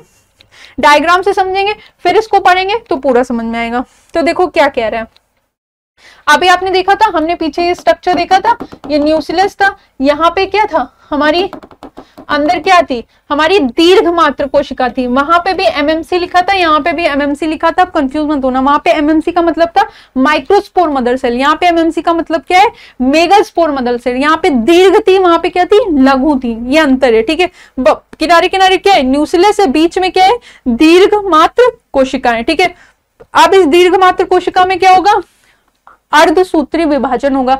आपने पहले भी, इससे पहले भी देखा था जब हम लघु बीजाणु जनन पढ़ रहे थे। अर्धसूत्री विभाजन होगा तो क्रोमोसोम नंबर आधे हो जाएंगे, एन हो जाएंगे, और एक सेल किस में टूट जाएगी, 4 सेलों में टूट जाएगी। लेकिन यहाँ पे ध्यान देने वाली बात क्या है कि इन 4 सेलों में से बेटा 3 जो होंगी वो नष्ट हो जाएंगी, कहेंगी चलो हम कुर्बानी दे दे रहे हैं, और एक को अपना पोषण दे देंगी, जो बचा रह जाएगा उसको अपना अपना पोषण दे देंगी, और बाकी की 3 धीरे धीरे करके क्या हो जाएंगी, नष्ट हो जाएंगी। अब ये जो एक बचा है इसी को हम बोलते हैं फंक्शनल मेगास्पोर, यानी कि गुरु बीजाणु, कार्यात्मक गुरु बीजाणु, या फिर क्या बोलेंगे, फंक्शनल मेगास्पोर, क्योंकि बाकी की 3 क्या है, डीजनरेट हो जा रही है। थी कितनी है हमारे पास, 4 में से कितनी डीजनरेट हो गई, 3, कितना बचा, 1 बचा, ठीक है। तो उसको हमने क्या कह दिया, फंक्शनल मेगास्पोर, ठीक है। अब इसमें से ये जो हमारा फंक्शनल मेगास्पोर, ये हमारे पास जो बचा, अब देखते हैं इसका आगे हम क्या करते हैं, ठीक है। अब ये जो हमारा फंक्शनल मेगास्पोर है, अब इसमें क्या होगा, समसूत्री विभाजन होगा। इससे पहले क्या हुआ था, अर्धसूत्री विभाजन हुआ था, मियोसिस। अभी फिर से हम बोले, अगर आपको मियोसिस और माइटोसिस में कंफ्यूजन है तो आप क्लास 9 को जाके देखिए, ठीक है। तो यहाँ पे समसूत्री विभाजन होगा। अब जब यहाँ पे फ्री न्यूक्लियर डिवीजन होगा, केंद्रक डिवाइड होगा सिर्फ, ठीक है। तो 1 था, 1 से 2 हुआ, 2 से 4 हुए, 4 से कितने हुए, 8 हो गए। अब क्या बनेगा, सेल वॉल फॉर्मेशन बनेगा, कोशिका भित्ति बन जाएगी, ठीक है। जब ये 8 हो गए, 1 से 2 हुआ, 2 से 4 केंद्रक बने, 4 से 8 केंद्रक बने, अब सेल वॉल फॉर्मेशन हो जाएगा। और जब सेल वॉल फॉर्मेशन होगा तो क्या बनेगा, लास्टली 7 सेल्ड और 8 न्यूक्लिएट स्टेज बनेगी। 7 सेल्ड और 8 न्यूक्लिएट स्टेज बनेगी, यानी कि भ्रूण कोश कैसा बनेगा, 7 कोश की और 8 केंद्र की है। अब आप कहेंगे मैम ये कैसे हो सकता है, चलो आओ देखो डायग्राम से कैसे ये हो सकता है, ठीक है। देखो ये बना हमारा लास्ट प्रोडक्ट, ठीक है। तो क्या है ये, गिनो आप, 1 2 3 4 5 6 7 8, क्या है ये, 8 है, गिने रहना, ठीक है। देखो 8 केंद्रक है, यही लिखा था यहाँ पे, 8 केंद्रक हैं, 8 केंद्र की हैं, और कितनी कोश की हैं, 7 कोश की हैं। तो ये क्या बना रहा है, ये हमारा लास्ट में जाके क्या बना रहा है, 7 कोश की और 8 केंद्र की। अब देखो 7 कोशिका कैसे है भाई, ये भी देख लो। तो ये देखो 1 कोशिका, 2 कोशिका, 3 कोशिका, 4 कोशिका, 5 कोशिका, 6 कोशिका, 7 कोशिका, ठीक है। अभी जो वो पीछे हमने पढ़ा था कि एक पोलर न्यूक्लियाई इधर से आता है और एक इधर से आता है, तो 2 क्या हो जाता है, ये केंद्रीय कोशिका या पोलर न्यूक्लियाई बना देते हैं, ठीक है। तो इसमें क्या होता है, इसमें 2 न्यूक्लियस होते हैं, इसीलिए इसको क्या बोलते हैं, ये बहुत याद रखने वाली बात है बेटा कि इसका भ्रूणकोश कैसा होता है, 7 कोश की और 8 केंद्र की है। फिर से मेरे साथ बोलो, भ्रूणकोश कैसा होता है एंजियोस्पर्म का, 7 आगे देखो क्या लिखा है, कोशिकीय, 7 कोशिकीय और 8 क्या होगा, केंद्रकीय, ठीक है। 7 सेल्ड और 8 न्यूक्लिएट, फिर से बोलो एक बार मेरे साथ, 7 सेल्ड और 8 न्यूक्लिएट, 7 सेल्ड और 8 न्यूक्लिएट, ठीक है। ये याद कर लो, इसका भ्रूणकोश कैसा होगा, 7 सेल्ड और 8 न्यूक्लिएट होगा। अब देखो भ्रूणकोश का स्ट्रक्चर देख लेते हैं भाई। भ्रूणकोश को इंग्लिश में क्या कहते हैं, एम्ब्रियो सैक। तो ये क्या हो गया, पूरा का पूरा एम्ब्रियो सैक। अब या और इसको क्या कह सकते हैं, इसका दूसरा नाम क्या है, फीमेल गैमेटोफाइट। फीमेल गैमेटोफाइट भी कह सकते हैं और क्या कह सकते हैं, एम्ब्रियो सैक भी कह सकते हैं, ठीक है। अब देखो उसमें क्या क्या पाया जाता है, बहुत ध्यान से समझना, ये स्ट्रक्चर एग्जाम में भी बनाने के लिए आता है, इसलिए एकदम क्लियर होना चाहिए। तो क्या इसमें सबसे ऊपर जो होती है वो 3 सेल आपको जो दिख रही है, इनको बोलते हैं प्रतिमुख कोशिकाएं। प्रतिमुख कोशिकाएं इंग्लिश में क्या बोलते हैं, एंटीपोडल्स। क्या बोलते हैं, एंटीपोडल्स, ठीक है। बीच में आपको देखो 2 केंद्रक दिख रहे हैं और 1 सेल दिख रही है, इसको क्या बोलेंगे, केंद्रीय कोशिका। क्या बोलेंगे, केंद्रीय कोशिका, ठीक है। और सबसे नीचे आपको क्या दिख रही है, एक ये देखो बड़ी सेल दिख रही है जिसको हम अंड कोशिका बोलते हैं, और 2 हेल्पर सेल मिल रही है जिसको सहायक कोशिका बोलते हैं। और यहाँ पे नीचे और कुछ स्ट्रक्चर्स दिख रहे हैं जिसको फिलिफॉर्म कहते हैं। ये स्ट्रक्चर जो है ये एग्जाम में आता है बेटा। और आपने पीछे ही देखा था, ऊपर के भाग को निभाग यानी चैलेंजर साइड बोलेंगे, जो भी आपने पढ़ा था, और नीचे क्या होगा, माइक्रोपाइल साइड होगा। इसी को ऊपर ऐसे बना दो तो यहाँ पे इंट्यूबेंट्स पाए जाएंगे, ठीक है। बस उसको निकाल के मैंने उसको डिटेल में बना दिया है। तो क्या क्या पाया गया, बताओ मेरे साथ। 3 एंटीपोडल सेल्स पाए गए मैम, जिसको हमने प्रतिमुख कोशिकाएं कही। बीच में 2 केंद्रकीय कोशिकाएं पाई गई मैम। नीचे एक अंड कोशिका है और 2 सहायक कोशिकाएं, जिसको इंग्लिश में सिनर्जिड्स बोलते हैं। यहाँ पे लिखा नहीं है पर हम बता देते हैं उसको इंग्लिश में क्या बोलते हैं, सिनर्जिड्स बोलते हैं। अब जब मेल नर युग्मक आपके पहले बन गए थे परागकण, याद करो कितने थे, 2 केंद्र की, कितने थे, 2 नर युग्मक थे, कितने थे, 2 नर युग्मक थे। अब यहीं पे फ्यूजन होगा, यहीं पे फ्यूजन होगा, एक न्यूक्लियस यहाँ पे आके फ्यूज हो जाएगा अंड कोशिका से और एक जाके केंद्रकीय कोशिका से फ्यूज हो जाएगा। इसलिए इस स्ट्रक्चर को बहुत ध्यान से देखना, आगे अभी यही काम आने वाला है, एकदम रट जाना चाहिए स्ट्रक्चर, ठीक है। एक जो है नर युग्मक आके इस अंड कोशिका से फ्यूज कर देगा और जाइगोट बन जाएगा, और जो एक नर युग्मक थे, क्योंकि हमारे पास 2 नर युग्मक थे, और जो दूसरा नर युग्मक है वो यहाँ पे केंद्रीय कोशिका से फ्यूज कर जाएगा और क्या बना देगा, एंडोस्पर्म 3n, क्योंकि ये 2 केंद्रक ही है और इसमें प्लस क्या होगा, इसमें प्लस एक n और जुड़ जाएगा तो ये 3n हो जाएगा, तो 3n एंडोस्पर्म बन जाएगा आगे चल के। ये भी एंजियोस्पर्म का एक बहुत स्पेशल कैरेक्टर है, 3n एंडोस्पर्म जो होता है वो इसमें पाया जाता है। अभी आगे समझेंगे, इतना घबराने की जरूरत नहीं है, फिलहाल के लिए ये स्ट्रक्चर पूरा एकदम दिमाग में बसा लो, ठीक है। चलो अब ये बात हो गई कि ये पूरा हो गया। अब भाई ये आपकी बुक का डायग्राम है, इसको भी देख लेते हैं, ठीक है। ये गुरु बीजाणु मात्र कोशिकाएं वही है जो मैंने समझाया बेटा, वही चीज है, ठीक है। गुरु बीजाणु मात्र कोशिका है। अब देखो यहाँ पे डिवीजन हो रहे हैं, डिवीजन होने के बाद क्या होता है, ये 2 बना, 2 से फिर कितने बने, 4 बने, फिर 4 से कितने बनेंगे, 8 बनेंगे। 8 बनने के बाद क्या होगा, उनका डिवीजन होगा, केंद्रीय कोशिका बन जाएंगी। ये 2 ध्रुवीय केंद्रक जो है ये मिलकर केंद्रीय कोशिका बना देंगे। यहाँ पे ऊपर क्या हो जाएगा, ये देखो, ठीक है, ये सहायक कोशिका हो जाएंगी, याद करो जो मैंने पिछले बताई थी। और बीच में एक बड़ी कोशिका हो जाएगी जिसको अंड कोशिका बना देंगे, जो आगे चल के फ्यूज करके जाइगोट बनाएगा। नीचे क्या है, एंटीपोडल सेल्स हो जाएंगी, ठीक है। ये देखो एंटीपोडल सेल्स हो जाएंगी, केंद्रिका हो जाएगी, ठीक है, सहायक कोशिका हो जाएगी और एक क्या होगी, अंड कोशिका हो जाएगी। सेम वही डायग्राम है बेटा जो मैंने ये बनाया है, ठीक है, सेम यही डायग्राम। अगर आप एग्जाम में ये भी बनाएंगे तो आपको फुल मार्क्स मिलेंगे, फुल मार्क्स, ठीक है, समझ गए। बस ये क्या है, ये आपकी बुक का डायग्राम है, समझ गए ना। अब देखो भाई हमने ये तो कर लिया, हमने ये तो देख लिया कि हमारे पास 2 क्या हो गए, नर युग्मक हो गए, और क्या हो गए हमारे पास, हमने अपना एम्ब्रियो सैक का स्ट्रक्चर भी देख लिया। अब एक चीज पहले देख लेते हैं, पहले हम देख लेते हैं कि आखिर जो हमने नर युग्मक बनाए थे वो यहां तक पहुंचे कैसे, वो हमारे एम्ब्रियो सैक तक पहुंचे कैसे, उसके लिए वो क्या प्रोसेस है जिसकी वजह से वो पहुंचे, ठीक है।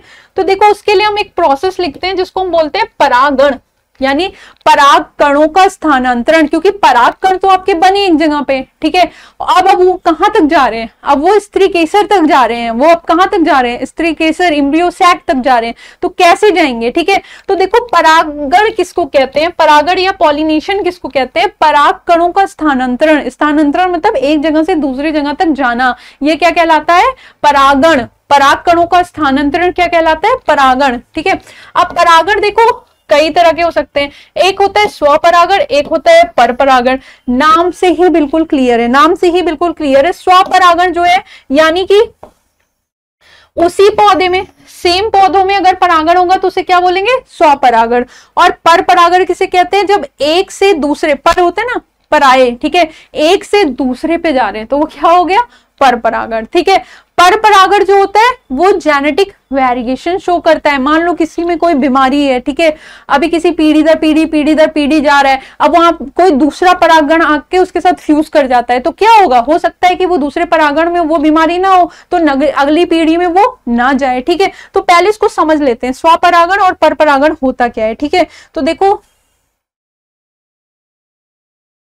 इसके भी 3 प्रकार है। एक होता है स्वयुग्मन, स्वयुग्मन मतलब एक पुष्प, मान लो एक पुष्प है ये, ठीक है, मान लो ये एक पुष्प है, बहुत सुंदर नहीं है भाई, समझने के लिए बना रहे हैं, ठीक है। स्वयुग्मन में क्या होता है कि एक ही पुष्प पे यहाँ पे मेल भी है और यहाँ पे फीमेल भी है, तो ये एक ही पुष्प में मेल यहाँ से चल के बस यहीं तक फीमेल तक बगल तक आ गया, इसको क्या बोल दिया, स्वयुग्मन बोल दिया, ठीक है। अब दूसरा है सजात पुष्पी, ध्यान से समझना, स्वयुग्मन क्या हुआ, एक ही पुष्प में जब परागण होता है तो उसे क्या बोलते हैं, स्वयुग्मन, यानी कि ये एक ही पुष्प है, इसमें मेल भी है और फीमेल भी है और मेल यहां से चल के फीमेल तक आ गया तो इसको क्या बोल दिया हमने, स्वयुग्मन। अब सजात पुष्पी क्या होता है, अलग अलग पुष्प, पौधा एक ही है सजात पुष्पी में क्या है कि एक पौधा एक ही है, इसके बस दो ब्रांचेस हैं, एक पुष्प यहाँ लगा हुआ है और एक पुष्प यहाँ लगा हुआ है। तो एक फूल से निकल के दूसरे फूल तक जब मेल आ जाता है, एक फूल से निकल के मेल दूसरे फूल की फीमेल तक आता है, तब उसको हम क्या बोलते हैं, सजात पुष्पी। ठीक है। और पर परागण क्या कहते हैं, पर परागण में क्या होता है, अलग अलग पूरा पौधा ही होता है। ठीक है। अभी तक ये सब क्या था, अभी तक ये सब एक ही पौधा था, एक पौधा यहाँ है एक पौधा यहाँ है। ठीक है। अब ये पौधे से पूरा निकल के ये दूसरे पौधे के, यहाँ पे मान लो पुष्प लगा हुआ है, दूसरे पौधे के पुष्प तक जाता है, तब उसको कहते हैं पर परागण, वो पराया पेड़ है। ठीक है। लेकिन एक ही जाति के होने चाहिए, ऐसा नहीं है कि गुलाब का जो पौधा है उसका पराग कर जाके गुड़हल के फूल से निषेचन कर लेगा, ऐसा नहीं है, एक ही जाति के होने चाहिए। ठीक है। तो ये तीनों टर्म समझ में आ गए। आप देखो साधन क्या क्या हो सकते हैं बेटा, साधन बायोटेक हो सकते हैं यानी कि सजीव हो सकते हैं और निर्जीव भी हो सकते हैं। सजीव कैसे हो सकते हैं, कीट पतंगे हो सकते हैं, मानव हो सकते हैं। निर्जीव में क्या हो सकते हैं, जल हो सकते हैं, वायु हो सकते हैं। जैसे वायु का आपने बहुत अच्छा एग्जांपल देखा, मक्का, एकदम झुंड में जाते हैं मक्का, ठीक है, हवा के वेग से उड़ के। कीट और मानव आपने इसका भी एग्जाम्पल पढ़ा है, जैसे मधुमक्खी क्या करती है, पॉलिन ग्रेन्स तो हिलाती है, जो अपना शहद बनाती है, डिफरेंट डिफरेंट फूलों पे जाती है, उस पे क्या होती है, एक फूल पे बैठी तो उसको चिपक गए परागकण, फिर उड़ी और जाके दूसरे फूल पे बैठ गई तो वो परागकण उड़ के वहां तक पहुंच गया। तो ये क्या हो गया, ये सजीव तरह का साधन हो गया। और जब जल से जाए या वायु से जाए तो ये क्या हो गया, ये निर्जीव तरीके का हो गया। ठीक है। अब देखो जो परागकण होते हैं बेटा, ये पराग नलिका का भ्रूण कोश में प्रवेश कहां कहां से हो सकता है, 3 जगह से हो सकता है। जो अब पराग आ गए, ठीक है, अब परागकण आ गए तो उनका जो भ्रूण कोश में प्रवेश है वो कहां कहां से हो सकता है, 3 जगह से हो सकता है। चैलिजोगोमी, जैसे मान लो ये आपका ये स्ट्रक्चर याद रखो भाई, ये बहुत इंपॉर्टेंट स्ट्रक्चर है, अभी आप लोग भूल जा रहे हो इसलिए मार्बल बना के दिखा रहे हैं। ठीक है। तो देखो चैलेजोगैमी, जब ये परागकण कहां से आए, चैलेजा के भाग से आए, निभाग से आए, तब इसको क्या बोलेंगे, चैलेजोगैमी। अगर मीजोगैमी, जब ये इंटेगुमेंट से आ जाए, जब कहां से आ जाए, इंटेगुमेंट से, ये दो बगल बगल जो प्रोटेक्शन के लिए थे क्या हुए थे, इंटेगुमेंट्स थे, तब इसको क्या बोलेंगे, मीजोगैमी। और जब ये माइक्रोपाइल से आ जाए, माइक्रोपाइल मतलब क्या है, ये खुली वाली जगह, देखो यहां तक इंटेगुमेंट्स थे, ये खुली वाली जगह, तब इसको क्या बोलेंगे, पोरोगैमी। ठीक है, क्या बोलेंगे, पोरोगैमी। तो देखो ये हो गया। ठीक है। अब इसको एक बार देख लेते हैं जल्दी से। स्वपरागण, जब एक ही पुष्प के परागकणों का स्थानांतरण उसी पुष्प या उसी पौधे के किसी दूसरे पुष्प के वर्तिकाग्र पे होता है तो उसे स्वपरागण कहते हैं। अभी आपने देखा। ठीक है। संयुग्मन, एक पुष्प के परागण उसी पुष्प के वर्तिकाग्र तक पहुंचते हैं, एक ही पुष्प पे जो है फ्यूजन हो जाता है। समजात पुष्पी परागण, जब एक पुष्प के परागकण उसी पौधे के किसी दूसरे पुष्प के वर्तिकाग्र पे पहुंच जाते हैं। मैंने बता दिया था, एक ही पेड़ है भाई, यहाँ पे एक फूल लगा है, यहाँ पे एक फूल लगा है, एक यहाँ से उड़ के दूसरे फूल तक पहुंच जाएगा। ठीक है। अब देखो आगे देखते हैं। स्वपरागण के लिए अनुकूलन क्या होता है, मतलब स्वपरागण कब कब हो सकता है। पहली चीज तो उभयलिंगिता होनी चाहिए, यानी कि एक ही प्लांट में मेल और फीमेल जो है फूल दोनों होने चाहिए, या एक ही फूल में मेल और फीमेल पार्ट दोनों होने चाहिए। मान लो सिर्फ मेल मेल है, फीमेल है ही नहीं, तो कैसे हो जाएगा भाई वो, है ना। तो सबसे पहले क्या है, उभय लिंगता होना चाहिए, यानी दोनों लिंग का होना जरूरी होना चाहिए। और समकालपकता, मतलब एक ही टाइम पे वो मैच्योर हो। मान लो मेल पहले मैच्योर हो रहा है, फीमेल बाद में मैच्योर हो रहा है, तो भाई ये मैच्योर होके बुढ़ा हो जाएगा, ये मैच्योर ही नहीं हो पाएगा तब तक। तो दोनों एक ही टाइम पर क्या हो, एक ही टाइम पर परिपक्व हो, ये भी जरूरी है। ठीक है। अनुमेलता, कुछ पौधों में पुष्प कभी नहीं खिलते, हमेशा बंद रहते हैं, इनमें स्वपरागण होता है, जैसे कि कनकौवा, मतलब कि एक फूल होता है जो हमेशा बंद ही होता है, बहुत मतलब रेयरली ऑफ द रेयर होता है। ठीक है, उसको बंद बोलते हैं। तो उसमें कैसे परागण होगा, जब कभी खुल ही नहीं रहा है, ऐसा पुष्प जो कभी खुले ही ना, तो उसमें कैसे परागण होगा बताओ। जब खुलेगा तब तो कहीं और से पराग आएंगे, तो जब नहीं खुल रहा है तो उसके अंदर दोनों पार्ट्स होते हैं, उस फूल के अंदर मेल भी होगा फीमेल भी होगा, तो वो अपना परागण अंदर ही कर लेंगे। तो ये किसका एग्जाम्पल हुआ, ये बिल्कुल सही स्वपरागण का एग्जाम्पल हुआ। ठीक है, चलो आगे देख लेते हैं। अब देखो कनकौवा में 2 प्रकार के पुष्प उत्पन्न होते हैं, उन्मील परागणी पुष्प समान पुष्पों के समान खुले रहते हैं, और अनमूली परागणी पुष्प पर परागण, जब एक पौधों के पर परागण उसी जाति के किसी दूसरे पौधे की पुष्प की वर्तिकाग्र पर पहुंचते हैं तो उसे पर परागण कहते हैं। इस प्रकार के परागण में दो भिन्न प्रजातियों से उत्पन्न पौधों में भिन्नता पाई जाती है। याद करो, मैंने पहले ही बताया था, क्या बताया था कि जो पर परागण होगा उसमें क्या होगा, जीन्स चेंज हो जाएंगे भाई। एक का पॉलन ग्रेन दूसरे पेड़ के फूल पे जा रहा है तो उससे क्या होगा, वेरिएशन हो जाएगा। ठीक है, पर परागण के लिए क्या चाहिए, एक लिंगता। मान लो एक ही जनन अंग पाया जा रहा है, एक पौधे पे एक ही जनन अंग पाया जा रहा है, उसमें पूरे सारे मेल मेल मेल ही है, दूसरा है फीमेल फीमेल है, तो वो मेल उठ के दूसरे पे जाएगा, तो यानी एक लिंग का पाया जाना होता है। दूसरा भिन्न काल, मतलब कि वो अलग अलग टाइप पे मैच्योर हो। जैसे स्वपरागण में हमने क्या देखा था कि उनका एक टाइम पे मैच्योर होना जरूरी है, वैसे ही पर परागण में क्या होगा, उनका भिन्न भिन्न समूहों पे मैच्योर। जैसे मान लो मेल पहले मैच्योर हो गया तभी तो वो दूसरे पे जाएगा, क्योंकि वो जब तक अपने का इंतजार करेगा तब तक वो बूढ़ा हो जाएगा। तो हालांकि परागकण बहुत टाइम तक, मतलब कुछ परागकण जैसे गेहूं है, ठीक है, वो बहुत जल्दी खराब हो जाते हैं, कुछ परागकण बहुत टाइम तक रहते हैं। तो वो क्या होगा, अगर एक पहले मैच्योर हो गया तो भाई जाके बाहर दूसरे फूल ढूंढ लेगा। ठीक है, दूसरा बाद में मैच्योर हो रहा है, जब दूसरा मैच्योर हुआ तो बाहर जो रहेंगे वो आके उसको ढूंढ लेंगे। ठीक है, तो इस तरह की चीजें हो गई। चलो, यही चीजें लिखी हुई हैं। ठीक है, कि एक नर भाग मादा से पहले परिपक्व हो जाए या फिर मादा जो है वो नर से पहले परिपक्व हो जाए। अब देखो, जो मैंने बताया कि कैरियोफिलेसी कुल के पौधों में वर्तिका की लंबाई पुंकेशकरों की लंबाई से अधिक होने के कारण इनके मध्य परागण नहीं हो पाता है। तो ये क्या करेंगे, पर परागण करेंगे, क्योंकि भाई एक की लंबाई ज्यादा एक की कम है। ठीक है, अब विषम वर्तिका क्या होता है, वर्तिका अधिक छोटी है लंबी होने से। वही मैंने बोला ना, तो पार्ट लंबा होगा या छोटा होगा, या मैच्योरिटी उनका अलग अलग होगा, या वो उभयलिंगी होंगे या वो एक लिंगी होंगे। ठीक है, अब देखो परागण विधियां पहले बताया कीटों द्वारा होगी, जैसे तितली हो गई, मधुमक्खी हो गई, पक्षियों द्वारा होगी। लंबी चोंच वाले पक्षी जाके फूलों में खाते रहते हैं ना अपना नेक्टर वेक्टर, फिर वो दूसरी जगह जाते हैं तो उनको पहुंचा देते हैं। चमगादड़, ठीक है, कदम का पेड़ देखा है, कदम के पेड़ में लोग डर जाते हैं, उनको लगता है भूत रहता है, नहीं, उसमें चमगादड़ द्वारा परागण होता है। ठीक है, और घोंगे द्वारा।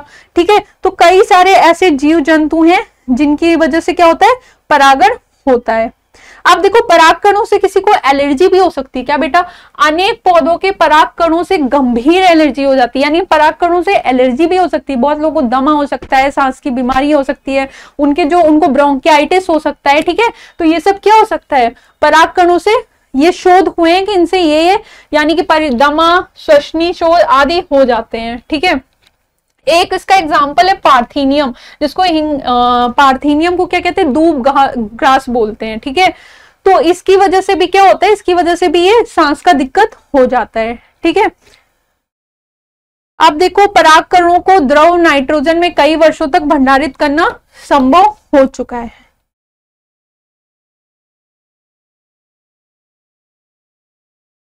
अब चलो आगे देख लेते हैं भाई। ठीक है, अब हम क्या देखेंगे, अब हम देखेंगे अपना फ्यूजन, निषेचन। क्या क्या पढ़ लिया हमने अभी तक, फिर से रिवाइज कर लेते हैं। हमने पढ़ लिया कि किस तरह से नर युग्मक बने, हमारे पास क्या थे, दो नर युग्मक थे। फिर हमने क्या पढ़ा, हमने देखा हमारे पास लास्ट में क्या थी, हमारे पास 3 एंटीपोडल सेल्स थी। ठीक है, और क्या थी, एक एक्सेल थी, 2 सिनर्जिड्स थी, और क्या थी, 2 केंद्रीय कोशिका थी। और क्या हमने देखा, परागण भी देख लिया कि भाई कैसे मेल फीमेल तक पहुंच रहा है, चाहे वो स्वपरागण हो चाहे वो पर परागण हो। अब हम देखते हैं फर्टिलाइजेशन कैसे होता है। क्या होता है फर्टिलाइजेशन, जिसको हम क्या कहते हैं, निषेचन। तो एंजियोस्पर्म में क्या चीज ध्यान देने वाली है, एंजियोस्पर्म में क्या चीज इंपॉर्टेंट है कि यहाँ पे द्विनिषेचन होता है। क्या होता है, द्विनिषेचन। हाँ बेटा, ये सबसे इंपॉर्टेंट बात है कि एंजियोस्पर्म में क्या होता है, द्विनिषेचन होता है। ठीक है, अब निषेचन क्या होता है, नर तथा मादा युग्मकों का संयोजन। जब नर और मादा मिलते हैं तो उसको क्या बोलते हैं, निषेचन बोलते हैं। ठीक है, तो याद करो हमारे पास क्या था, हमारे पास 2 नर युग्मक थे। ठीक है, 2 नर युग्मक थे हमारे पास, एक नर युग्मक, और हमारे पास ये वाला स्ट्रक्चर अगर आपको याद हो, देखो आई एम श्योर कि आपको याद होगा, इतनी जल्दी तो नहीं भूले होंगे आप, है ना, अभी पीछे मैंने बताया था।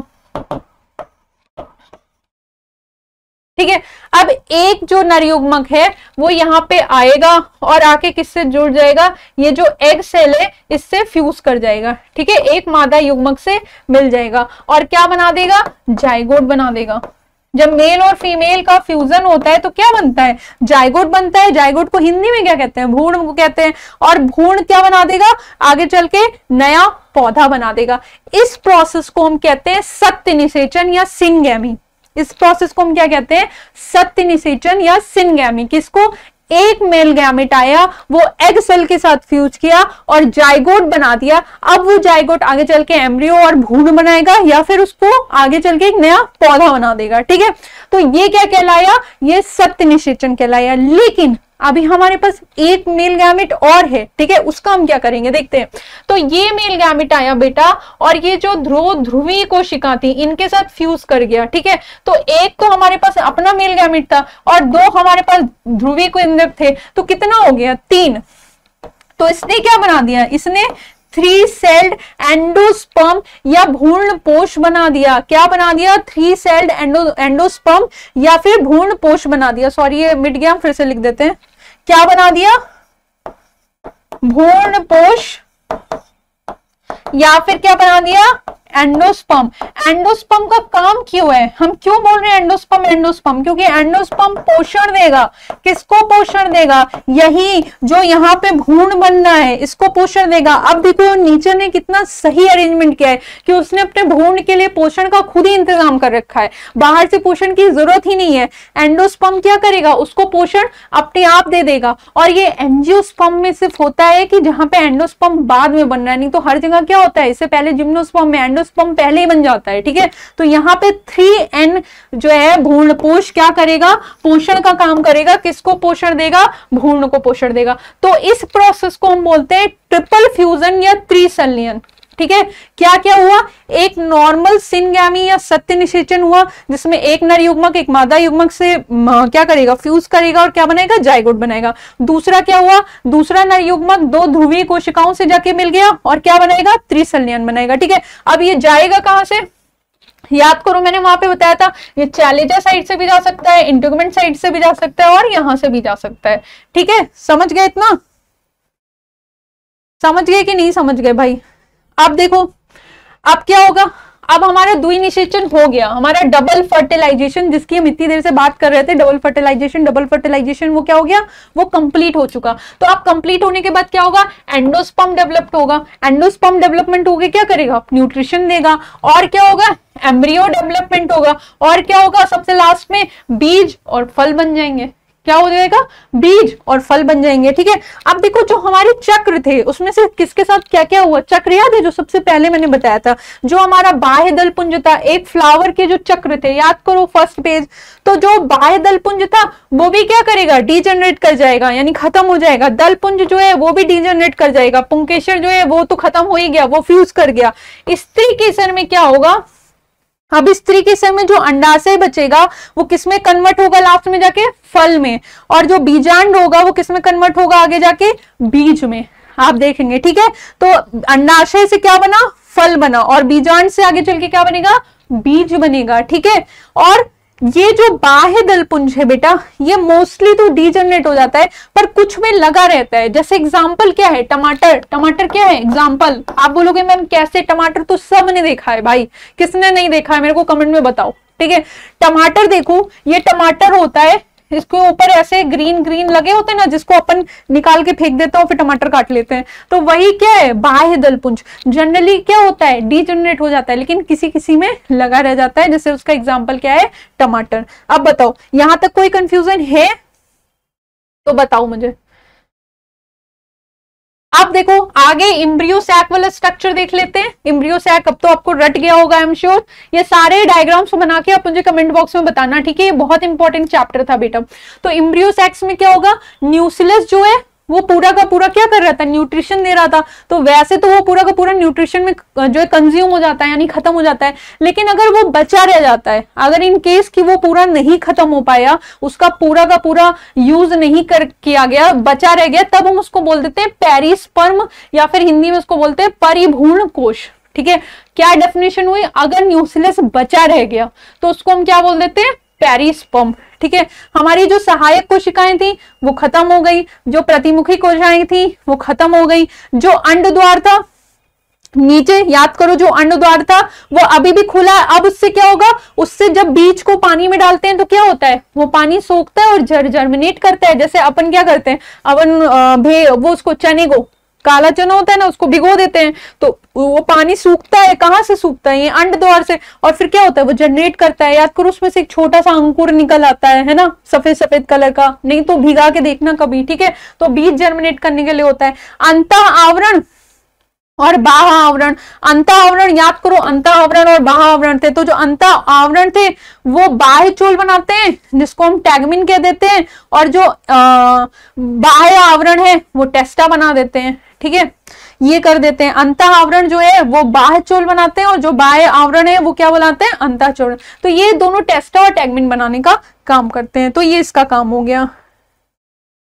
अब ये देखो, ये निषेचन का आपके बुक में डायग्राम बना है। नर एवं मादा युग्मकों के संलयन की क्रिया को निषेचन कहते हैं। निषेचन की खोज स्ट्रॉसबर्गर ने की थी। जैसे ही नर युग्मक वर्तिकाग्र की सतह पर पहुंचते हैं, ये वर्तिकाग्र पर स्थित शर्करा तरल पदार्थों से फूल जाते हैं और जनन छिद्रों से पराग नलिका बाहर निकलती है और वर्तिका से होते हुए अंडाशय में स्थित बीजांड में प्रवेश करती है और बीजांड में पराग नलिका का प्रवेश 3 प्रकार से हो जाता है। हाँ देखो, एक चीज यहाँ पे हम और आपको बता देते हैं, ठीक है। देखो जैसे ये आपका वर्तिकाग्र था, ठीक है। अब जब आपके परागकण आए, आपके परागकण क्या हुए, आए, तो आप याद करो कि ये आपके परागकण थे। यहाँ पे एक जगह जो थी वो खुली हुई थी जिसको हम जनन छिद्र कह रहे थे। क्या कह रहे थे, जनन छिद्र, ठीक है। और मैंने बताया था कि यहाँ पे जो जनन छिद्र है और यहाँ पे क्या है, पराग नली। याद करो मैंने बताया था कि इसका आगे काम आएगा। आप लोग सब भूल जाते हो इसलिए मेरे को फिर दोबारा दिखाना पड़ता है, ठीक है। बताया था ना मैंने कि पराग नली बनेगी और जनन छिद्र होंगे। कहाँ गया भाई वो डायग्राम, दिखा देते हैं आपको, नहीं तो कहोगे कि मैम पता नहीं क्या बात कर रही है, हमको तो समझ भी नहीं आ रहा है, यही कहोगे ना। रुक जाओ, मेल का डायग्राम, हाँ राइट, ये देखो यहाँ पे। अब देखो मैंने बताया था ना कि ये जनन छिद्र है, ध्यान से देख लो, ये जनन छिद्र हो गया ना, ये वाला डायग्राम। यहाँ पे क्या था, ये परागकण का डायग्राम है। ये यहाँ पे जनन छिद्र था और यहाँ पे कहा था, जो अंतः चोल था, जो इंटाइन था, वो पराग नली बना रहा था। अब इतना क्लियर हो गया। अब यहीं पे देख लो, हम समझा देते हैं, ठीक है। कि ये मान लो हमारा वर्तिकाग्र हो गया, वर्तिका हो गया, ये परागकण आया यहाँ पे। अब यहाँ पे क्या है, यहाँ पे जनन छिद्र है, ठीक है। और इंटाइन क्या बना देगी, इंटाइन पराग नली बना देगी, ठीक है। और यहाँ पे आपका क्या है, यहाँ पे तो आपका पूरा स्ट्रक्चर है, जो भी आप कह लो। यहाँ पे एंटीबोडल सेल्स है, यहाँ पे क्या है, 2 केंद्रकीय है और यहाँ पे एक सेल है, यहाँ पे सिनर्जिट यानी कि सहायक कोशिकाएं। अब जैसे यहाँ पे परागकण आया, ठीक है, यहाँ पे आया, अब वो इससे वर्तिकाग्र क्या करेगा, इसको पहचानेगा कि भाई तुम मेरी जाति के हो, हाँ तुम मेरी जाति के हो, तुम आ जाओ। अगर अपनी जाति के नहीं होगा तो भगा देगा, उसका भाग जाए, ठीक है। तो अब जैसे यहाँ पे आया तो अब क्या होगा कि जो पराग नली थी, जो पराग नली थी वो धीरे धीरे यहाँ पे अंदर घुसेगी। बताया ना, पराग नली जो बनी थी वो अंदर घुसते घुसते घुसते घुसते यहाँ तक आएगी, ठीक है। अब जब यहाँ पे आएगी और दोनों जैसे ही मिलेंगे तो क्या होगा, धड़ाम। जब 2 चीज भिड़ते हैं तो क्या होती है, टूट जाती है। और फिर ये अंदर चले जाएंगे और फिर क्या हो जाएगा, फ्यूजन हो जाएगा। एक एग सेल के साथ फ्यूज करके जाइगोट बना देगा और फिर एक दूसरा यहां तक चला जाएगा और 3n एंडोस्पर्म बना देगा। समझ गए, यही कह रहा है ये। तो चलो भाई, हमारा फ्यूजन हो गया। अब आगे देख लेते हैं हम।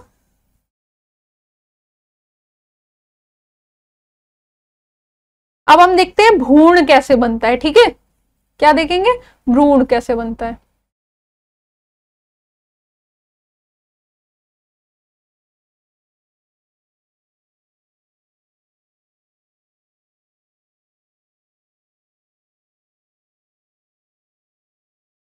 देखो एक चीज और देख लेते हैं कि जो एंडोस्पर्म बना हमारा, जो 3n एंडोस्पर्म बना हमारा, वो 3 तरह का होता है। एक होता है कोशिकीय, एक होता है केंद्रकीय और एक होता है हीलोबियल, ठीक है। कोशिकीय क्या होता है, कोशिकीय में क्या होता है कि यहाँ पे देखो सेल का फॉर्मेशन हो जा रहा है, सेल वॉल, यहाँ पे प्लेट्स बन जा रही है, फॉर्मेशन, वॉल फॉर्मेशन हो रहा है, ठीक है। तो ये कोशिकीय हो गया। केंद्रकीय में क्या होता है, वॉल फॉर्मेशन नहीं होता है। और हीलोबियल क्या होता है, इन दोनों को मिक्स करके बना होता है, ठीक है। तो एंडोस्पर्म आपने देखा है क्या, एंडोस्पर्म आपने कभी खाया है अपनी नॉर्मल लाइफ में? नारियल पानी पिया है सबने, पिया है कि नहीं पिया है? नारियल, नारियल देखा है? तो नारियल को हम लोग क्या करते हैं, तोड़ के खाते हैं, और नारियल के अंदर जो पानी होता है उसको जब पूजा में फोड़ते हैं तो वो सबको क्या कहते हैं, पी लो, पीते हैं भाई, पर हम लोग प्रसाद के रूप में, ठीक है।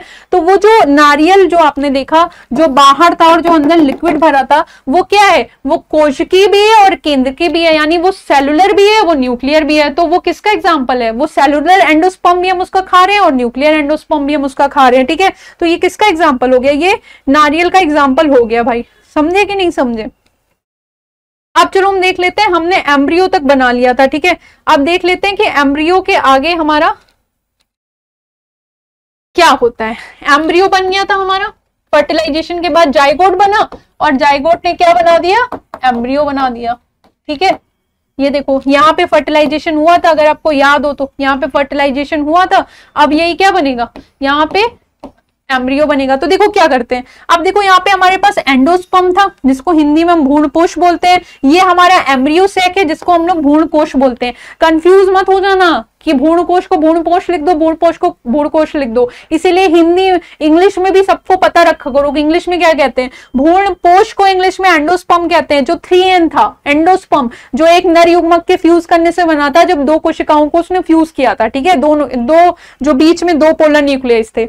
और भ्रूणकोश हम किसको कह रहे हैं, एम्ब्रियो सैक को कह रहे हैं, ठीक है। और यहाँ पे बीच में क्या हमारा जाइगोट, ये क्या है, जाइगोट। जाइगोट कैसे बना, fusion of male and female gamete, क्या बन गया, जाइगोट। अब यही जाइगोट हमने बाहर निकाल लिया, ठीक है। अब इसका जब ट्रांसवर्स सेक्शन काटेंगे बेटा, अनुप्रस्थ काटेंगे, तो ये दो भाग में डिवाइड होगी। ये जब काट दिया तो ये ऐसे दो भाग में डिवाइड हो जाएगी। जो ऊपर की कोशिका है उसको आधारी कोशिका बोलेंगे, जो बीजांड द्वार की साइड है, और जो नीचे की कोशिका है उसको अगस्त कोशिका बोलेंगे, जो निभाग साइड की होगी, ठीक है। अब फिर इसमें डिवीजन होंगे, 6 to 10 डिवीजन होंगे। जब डिवीजन होंगे तो क्या होगा, ये इस तरीके से बढ़ता जाएगा। जैसे मान लो ये है, इसमें और डिवीजन हुए तो ये बढ़ता गया बढ़ता गया बढ़ता गया, ठीक है। अब फिर ये डिवीजन हो जाएगा इसमें। अब ये डिवीजन सारे कहाँ हो रहे हैं, इसके अंदर हो रहे हैं। ये याद रखना कि ये जो हमारा, ये मत भूलना कि ये जो हमारा है, फिर से हम साफ तरीके से बना के देख रहे ताकि कंफ्यूज ना हो तुम लोग भाई। ये देखो, ये हमारे बाह्य आवरण थे, ये अंदर था। तो ये डिवीजन कहाँ हो रहा था, यहीं पे हो रहा है ना, यहीं पे जाइगोट था, यहीं पे डिवीजन होते जा रहे हैं। ये देखो यहीं पे डिवीजन होता जा रहा है, ठीक है।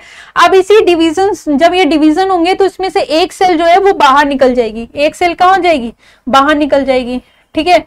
और इसी को हम क्या बोलने लगेंगे, चूस्कांग बोलने लगेंगे। क्या बोलने लगेंगे, चूस्कांग बोलने लगेंगे, ठीक है। बाकी नीचे क्या हो रहा है, नीचे डिवीजन होता जा रहा है, होता जा रहा है, होता जा रहा है, ये देखो, ठीक है। अब ये जो नीचे डिवीजन हुआ तो एक गोल सा स्ट्रक्चर बन गया, ठीक है। ये जो गोल सा स्ट्रक्चर, इसको सस्पेंसर बोल दिया। क्या बोल दिया, सस्पेंसर बोल दिया, ठीक है। और जो ऊपर है इसको क्या बोल दिया, चूस्कांग बोल दिया, ठीक है। इस सस्पेंसर में क्या है, नीचे की साइड जो सेल है उसको एपीवेसल बोलेंगे, ऊपर की साइड जो है वो हाइपोवेसल बोलेंगे। अब ये चूस्कांग कहाँ है, ये चूस्कांग मैम यहाँ पे है, ठीक है। चूस्कांग के अगल बगल क्या है, चूस्कांग के अगल बगल न्यूक्लियस है। याद करो, बाहर न्यूक्लियस था, फिर अंदर क्या था, अंदर क्या था, भ्रूणकोश था, ठीक है। तो ये जो न्यूक्लियस है, ये न्यूक्लियस को क्या करेगा, चूस्कांग पूरा क्या करेगा, पूरा अपना खाने का कोशिश, पूरा उससे पोषण ले लेगा। अगर वही बच गया तो याद करो, न्यूक्लियस अगर बच गया, अभी थोड़ी देर पहले मैंने बताया था, तब उसको क्या बोलेंगे, तब उसको बोलेंगे पेरिस्पर्म, ठीक है।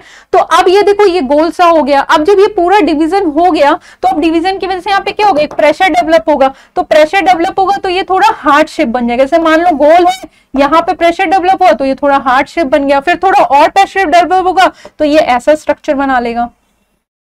जब ऐसा स्ट्रक्चर बना लेगा, ये सब इसके अंदर ही हो रहा है, ठीक है। जब ये ऐसा स्ट्रक्चर बना लेगा तब इसको हम बोल देते हैं बीज पत्र या कोटिलेडन्स, बीज पत्र, ठीक है। अब इस भाग को बोलेंगे प्रांकुर, ऊपर वाले को बोलेंगे मूलांकुर। और फिर यही क्या होगा, यही डाइकॉट में चेंज हो जाएगा, ठीक है।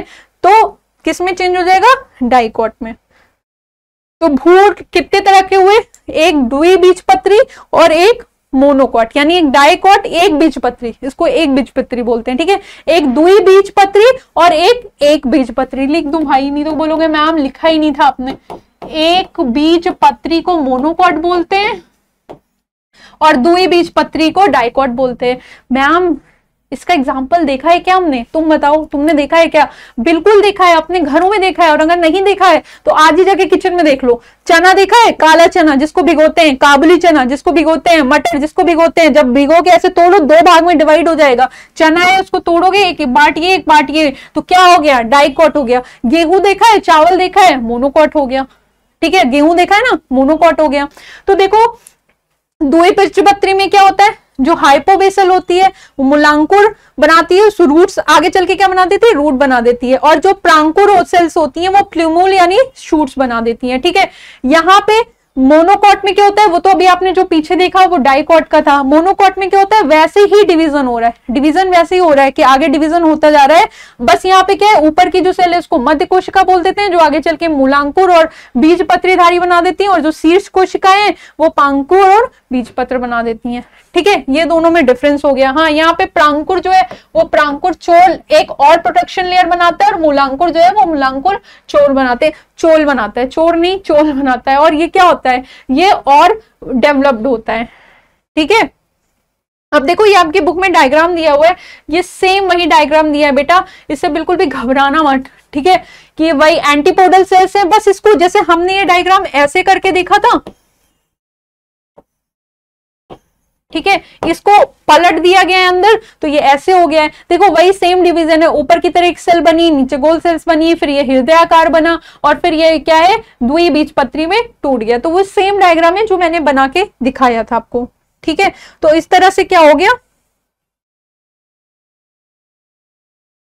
अब देखो बीज,